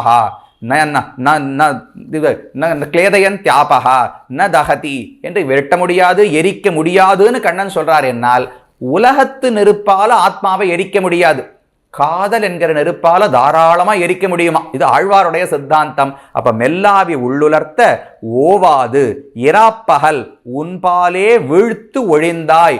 ஓவாது, இடைவிடாமல், இந்த விச்சேதமும் தடையும் இல்லாமல், இராப்பகல் இரவும் பகலும் உன்பாலே வீழ்த்து, உன்னையே நினைத்து கொண்டு உன்னுடைய குணங்களையே அனுசந்தானம் செய்து கொண்டு உன் பெயரையே பாடிக்கொண்டு நான் இருக்கும்படிக்கு என்னை வீழ்த்தி என்னை உன் திருவடிகளிலே விழ வைத்தாய். ஒழிந்தாய். அப்படி என்னை ஈடுபடுத்தின பிறகு அந்த திருவடி எனக்கு கொடுத்துருக்கணும் இல்லையோ, கொடுக்காம காணாம போயிட்டா. அப்ப ஓவாது இராப்பகல் உன்பாலே வீழ்த்து, இப்படி இரவும் பகலும் உன்னிடத்திலேயே விழும்படி ஆக்கிவிட்டு ஒழிந்தாய். உன்னை காட்டாமல் நீ மறைந்து போய்விட்டாயே, இது என்ன நியாயம்? உன்பாலே வீழ்த்தொழிந்தாய். மாவாய் பிளர்ந்து, மானா குதிரை, கேசி என்கிற அசுரன் குதிரை வடிவத்தில் வந்தானோ இல்லையோ, அவனுடைய வாயை பிளந்தாய். மருது இடை போய் 2 மருத மரங்களுக்கு நடுவுல போய் அவர்களுக்கு சாப விமோசனத்தை கொடுத்தார். மண் அளந்த திரிவிக்ரமாவதாரம் பண்ணி இந்த உலகத்தை எல்லாம் தாவி அளந்தார். மூவா முதல்வா, மூவான்னு சொன்னா இதெல்லாம் பண்றதுனால அவ்வளவு ஆனந்தமா பகவான் படைத்து இருக்கிறாராம். முதல்வா, ஜெகத் காரணம், உலகத்தை எல்லாம் படைத்தவன் நீதான். இனி எம்மை சோரேலே, இனி என்னை இப்படி துன்பப்பட விடாதே, என்னை சோர்ந்து போக விடாதே, உன்னை விட்டு என்னால் பிரிவை தாங்க முடியாது. இனின்னு எப்ப சொல்லிட்டாரோ அப்ப இதுவரைக்கும் பிரிந்திருந்ததை பகவான் போக்கிவிட்டார், இப்ப கலந்து விட்டார்னு அர்த்தம். இப்போது வந்து கலந்து விட்டபடியாலே இனி எம்மை விட்டு பிரியாதே என்று ஆழ்வார் இந்த இடத்துல பாடுகிறார். பராங்குஷ நாயகியினுடைய பாசுரம் பகவானை பார்த்து நேரே பாடுகிறார். இந்த இடத்திலே நம்பிள்ளை ரொம்ப அழகாக தெரிவிக்கிறார். இந்த பாசுரத்துக்கு 2 நிர்வாகம் உண்டு. பகவான் வந்து கலந்து விட்டான், அதனால் அவனை பார்த்து நேரே பாடுகிறார்னு ஒண்ணு இல்லையா. நான் இவ்வளவு துன்பப்படுவதை பார்த்து பகவான் கண்டிப்பாக வந்து முகம் காட்டாமல் இருக்க மாட்டார், அவர் வருவது நிச்சயம் என்று தெரிந்து கொண்டு மூவா முதல்வா இனியம்மை சோரேலே, நீ கண்டிப்பா வந்துருவாய்னு தெரியும், வந்த பிறகு திரும்பவும் என்னை துன்பப்பட வைக்காதே என்று ஆழ்வார் பாடுகிறார். அப்ப பகவான் வந்துவிட்டான்னு ஒரு அர்த்தம் இல்ல, வரவில்லை ஆனா கண்டிப்பாக வருவான் என்று தெரிந்து கொண்டு ஆழ்வார் பாடுகிறார் என்று ஒரு அர்த்தமா. இதை நம்பிள்ளை எழுதுகிறார். எழுதறச்சே ஒரு பங்கி பாருங்க. அவன் வந்து முகம் காட்ட சொல்லுகிறார் ஆதல், நம்முடைய ஆபத்தின் கனத்தாலே வந்து முகம் காட்டும் என்னும் விஸ்வாசத்தாலே சொல்லுகிறாள் ஆதல். இப்படின்னு நம்பிள்ளையினுடைய வரி இருக்கிறது. அவன் வந்து முகம் காட்ட சொல்லுகிறார், பகவான் வந்து தன் முகத்தை காட்டவே மூவா முதல்வா இனியம்மை சோரேலேன்னு ஆழ்வார் சொல்லுகிறார். அல்லது என்னுடைய ஆபத்து, நான் இருக்கிற ஆபத்தினுடைய கனத்தை பார்த்து கண்டிப்பாக பகவான் வருவான்கிற விசுவாசம் அந்த பெண்ணுக்கு இருக்கா, அதன விசுவாசத்தோடு சொல்லுகிறாள் ஆதல். வார்த்தை எவ்வளவு அழகா போடுறார் பாருங்க. பகவான் வந்து முகம் காட்ட சொல்லுகிறார் ஆதல், ஆண் பால்ல இருக்கு. சொல்லுகிறார்னு சொன்னா ஆழ்வார் சொல்லுகிறார்னு அர்த்தம். அப்ப பெண் பாவனை முடிஞ்சு போச்சு, திரும்ப ஆழ்வார். எப்ப பகவான் வந்து முகம் காட்டிட்டானோ அப்ப வருத்தம் தீர்ந்து போச்சு. வருத்தம் தீர்ந்தா பெண் பாவனை நாயிகா பாவம் தொடராது. ஆழ்வார் தானாக ஆணான தன்மையிலே பாடி விடுவார். அதனால சொல்லுகிறார் ஆதல். முதல் நிர்வாகத்தின்படி இந்த 10வது பாசுரமே ஆழ்வார் ஆணாக பாடுகிறார்னு இல்லையா. அவன் இன்னும் வரவில்லை, வருவான்கிற நம்பிக்கையிலே சொல்லுகிறாள் ஆதல். அங்க பெண் பால்ல நம்பிள்ள தெரிவிக்கிறார், அங்க சொல்லுகிறார்னு போடல. அவ்வளவு ஜாக்கிரதையை எழுதுறாரு பாருங்க. எப்ப பெண் பாவனை முடியலையோ அப்ப சொல்லுகிறாள்னு சொல்லணும். பெண் பாவனை முடிஞ்சுடுத்துனா சொல்லுகிறார் ஆழ்வார்னு சொல்லணும். அப்ப 2 நிர்வாகங்களும் இந்த பாசுரத்துக்கு உண்டு. 10வது பாசுரத்துக்கு முன்னமே பகவான் வந்து கலந்தான் ஒரு நிர்வாகம் இல்ல. 10வது பாசுரம் பெண்ணாக வருத்தத்தோடு தான் பாடுகிறாள், அதற்கு பிறகு பகவான் வந்து கலந்தான் என்று 2வது நிர்வாகம். அது 10வது பாசுரம் முடித்தார். இனி கடைசியாக 11வது பாசுரத்திலே பலஸ்ருதியை சொல்லி தலை கட்டுகிறார். சோராத எப்பொருட்கும் ஆதியாம் சோதிக்கே ஆராத காதல் குருகூர் சடகோபன், 1000 சொன்ன அவத்துள் இவை 10 சோரார் விடார்கண்டீர் வைகுந்தம் திண்ணனவே. இந்த 10 பாசுரங்களை யாரெல்லாம் சொல்லுகிறார்களோ அவர்களுக்கு வைகுந்தம் கண்டிப்பா பரமபதமே கிடைக்கும்னு தெரிவிக்கிறார். சோராத எப்பொருட்கும் ஆதியாம், அழிவில்லாத பகவான் அழிய விடுவது கிடையாது. ஆழ்வார் அழிய போகும்போது வந்து ரட்சித்து விட்டாரோ இல்லையோ, இதை போலத்தான் உலகத்துல எல்லா பொருள்களையும் பகவான் ரட்சிக்கிறார். சோராத அழியாத எப்பொருட்கும் ஆதியாம், எல்லாம் காரணமான சோதி. சோதினா ஜோதிஸ், பரஞ்சோதி உபசம்பத்தியன்னு உபனிஷத் சொல்றதோ இல்லையோ, பெரிய ஜோதிஸ் பகவான் தான். ஆதியாம் சோதிக்கே ஆராத காதல் குருகூர் சடகோபன், என்னைக்குமே திருப்தியே அடையாத போதுமென்னே தோன்றாத காதலை உடைய ஆழ்வார் குருகூர் சடகோபன் 1000 சொன்ன ஆழ்வார் 1000 பாசுரங்களை பாடியிருக்கேன். அதில் அவற்றுள் இவை 10. இந்த 10 பாட்டுக்கு இருக்கிற ஏற்றம் என்னன்னால் ஆழ்வாருடைய பக்தி பிரகர்ஷம், பக்தி அதிசயம். எப்பேற்பட்ட காதல் ஆழ்வாருக்குன்னு காட்டுறதோ இல்லையோ, தான் காதலித்தது மட்டும் இல்லாமல், அவனை விட்டு பிரிந்து வாடினது மட்டும் இல்லாமல், தனிமையில் வாட முடியாமல் துணை தேடி போய் அங்கு பார்த்தவர்களை எல்லாம் தன்னை போல் துன்பப்படுகிறார்கள் நினைத்து அவர்களுக்கு தான் துன்பப்பட்டு வாழின்னு பாடினாரோ இல்லையோ, இது ஆழ்வாருடைய பக்தி. அப்பேற்பட்ட பக்தியை காட்டின இவை 10 சோரார். யாரெல்லாம் இந்த 10 பாசுரங்களை விடாமல் நழுவ விடாமல் அனுசந்தானம் செய்கிறார்களோ, விடார்கண்டீர் வைகுந்தம், அவர்கள் வைகுந்தத்தை விடார், ஒரு நாளும் பரமபதத்தை விட்டுவிட மாட்டார்கள், கண்டிப்பாக அடைவார்கள். திண்ணனவே. இது சுனிஷ்சிதம், இதில் எந்த சந்தேகமுமே கிடையாது. கண்டிப்பாக இதை அடைவார்கள். அது எப்படி ஆழ்வார் கண்டிப்பாக சொல்றார்? இந்த 10 பாசுரத்தை சொன்னா மோட்சம் கிடைக்கும்னு கண்டிப்பா இப்படி சொல்றாருனால் அவ்வளவு நாம நல்லவர்களான நமக்கு தோணும். நம்முடைய நன்மை தீமையை வச்சு ஆழ்வார் பாடல, பகவானுடைய பெருமையை அருளை வச்சுன்னு பாசுரம் பாடுறார். அப்ப அவனுடைய அருள்ல ஆழ்வாருக்கு நம்பிக்கை இருக்கும் இல்லையோ? இந்த 10 பாசுரங்களை சொன்னால் அவனை பத்தி எனக்கு தெரியும், பகவான் கண்டிப்பாக வைகுந்தம் வழங்குவான் என்று தெரிவித்தார். நம்பிள்ள சாதிக்கிறார். ஆழ்வாருக்கு எண்ணம், நான் பகவானிடத்துல காதல் கொண்டு அது நிறைவேறாமல் போய் யாரை கட்டி கொண்டு அழலாம்னு தெரிந்தேனே, இந்த நிலை என் பக்தர்களுக்கு வராது. இந்த 10 பாசுரங்களை சொன்னால் நான் பட்ட கஷ்டம் எதுவும் பட தேவையில்லாமல் வைகுந்தத்துக்கு போய் நித்திய சூரிகளோடு சேர்ந்து ஆனந்தப்படலாம். இங்கு ஆழ்வார் யாரோ ஒரு இருட்டையும் ஒரு சந்திரனையும் ஒரு கழியையும் சமுத்திரத்தையும் நாரையும் கட்டி கொண்டு அழறார். அவர்களெல்லாம் ஒன்றும் விரகத்தாபத்தில் இல்லை, ஆனால் விரகத்தில் இருப்பது போல பிரமித்து கொண்டு பாடுகிறார். ஆனால் இந்த 10 பாசுரத்தை நாம சொன்னா வைகுந்தத்துக்கு போய் நன்ன நித்திய சூரிகளோடு சேர்ந்து பகவானை அனுபவிக்கலாம். நான் பட்ட கஷ்டத்தை நீங்கள் பட வேண்டாம் என்று இந்த பாசுரத்தாலே சொல்லி இந்த பிரபந்தம், இந்த 10 பாசுரங்களை பாடினவர்களுக்கு வைகுந்தமே கிடைக்கும், நித்திய சூரிகளோடு சேர்ந்து பகவானை அனுபவித்து ஆனந்தப்படுவார்கள் என்று இந்த வாயும் திரைகளும் பாசுரத்திலே தெரிவித்தார். வாயும் திருமால் மறைய நிற்க ஆற்றாம போய் விஞ்சிமிக்க புலம்புதலாய் ஆய அறியாதவத்தோடு அணைந்தழுதமாறன் செறிவாரை நோக்கும் திணிந்து. ஆழ்வார் வாயும் திருமால் மறைய நிற்க, பகவான் மறைந்து போய்விட்டார், தன்னை காட்டவில்லை. ஆற்றாம போய் விஞ்சி மிக்க, ஆழ்வாருடைய பிரிவாற்றாமை ரொம்ப வளர்ந்து விட்டது. புலம்புதலாய் நன்னா புலம்பணம்னு தொடங்கிவிட்டார். ஆய அறியாதவத்தோடு அணைந்து அழுதமாறன். தங்களுக்கு அப்போ மேகத்துக்கு தன்னை பற்றி நினச்சிக்க தெரியுமா? அதெல்லாம் அச்சேதன பொருள். மேகமோ ஒரு இருட்டோ சந்திரனோ தன்னை பற்றியெல்லாம் நினச்சிக்க தெரியாது. அதை பற்றி சேர்த்து ஆழ்வார் நினைக்கிறாரோ இல்லையோ? ஆய அறியாதவத்தோடு அணைந்து அழுதமாறன். அப்படிப்பட்ட பகவத் பக்தியை உடைய மாறன் செறிவாரை, யாரெல்லாம் தன்னை கெட்டுகிறார்களோ நோக்கும் திணிந்து, நல்ல கனமாக முழுமையாக அவர்களுக்கு நோக்கி அனுக்கிரகம் செய்வார் என்று இந்த திருவாய்மொழியினுடைய சாரத்தை மணவாள மாமுனிகள் தானும் தெரிவிக்கிறார். மிக அழகான 10-11 பாசுரங்கள். நாமும் இதை அனுபவிக்கக்கூடிய பாக்கியத்தை இன்று பெற்றோம். இந்த வாய்ப்பை நல்கியமைக்கும், நமக்கு இந்த அனுபவத்துக்கு வாய்ப்பு ஏற்படுத்தமைக்கும் ஸ்ரீமத் வேதமார்க்க பிரதிஷ்டாபனாச்சாரிய உபய வேதாந்தாச்சாரியராய் பரமஹம்ச பரிவ்ராஜகாச்சாரியராய் எழுந்துருளி இருக்கும் ஸ்ரீ யுதிகிரி யதிராஜ நாராயண ராமானுஜ ஜீயர் சுவாமியினுடைய திருவடிகளுக்கு கிருத்தஜதையை தெரிவித்துக் கொண்டு மறுபடியும் என்னுடைய தண்டவத் பிரணாமங்களை சமர்ப்பித்துக் கொண்டு அமைகிறேன். நீங்களும் பொறுமையோடு கேட்டதற்கு உங்களுக்கும் பல்லாண்டு பாடிக்கொண்டு தொடர்ந்து தினமும் இந்த திவ்ய பிரபந்த தாரா நிகழ்ச்சியின் மூலம் ஆழ்வார்கள் அருளிச் செயல்களில் திளைக்க வேண்டும், ஆனந்தப்பட வேண்டும் என்று பிரார்த்தித்துக் கொண்டு அமைகிறேன். ஸ்ரீமன் மகாபூதபுரே ஸ்ரீமத் கேசவ யஜ்வனः காந்திமத்யாம் பிரசூதாய யதிராஜாய மங்களம். ஸ்ரீமதே ரம்யஜாமாத்ரு முனீந்திராய மகாத்மனே ஸ்ரீரங்க வாசினே பூயாத் நித்யஸ்ரீ நித்யமங்கலம்.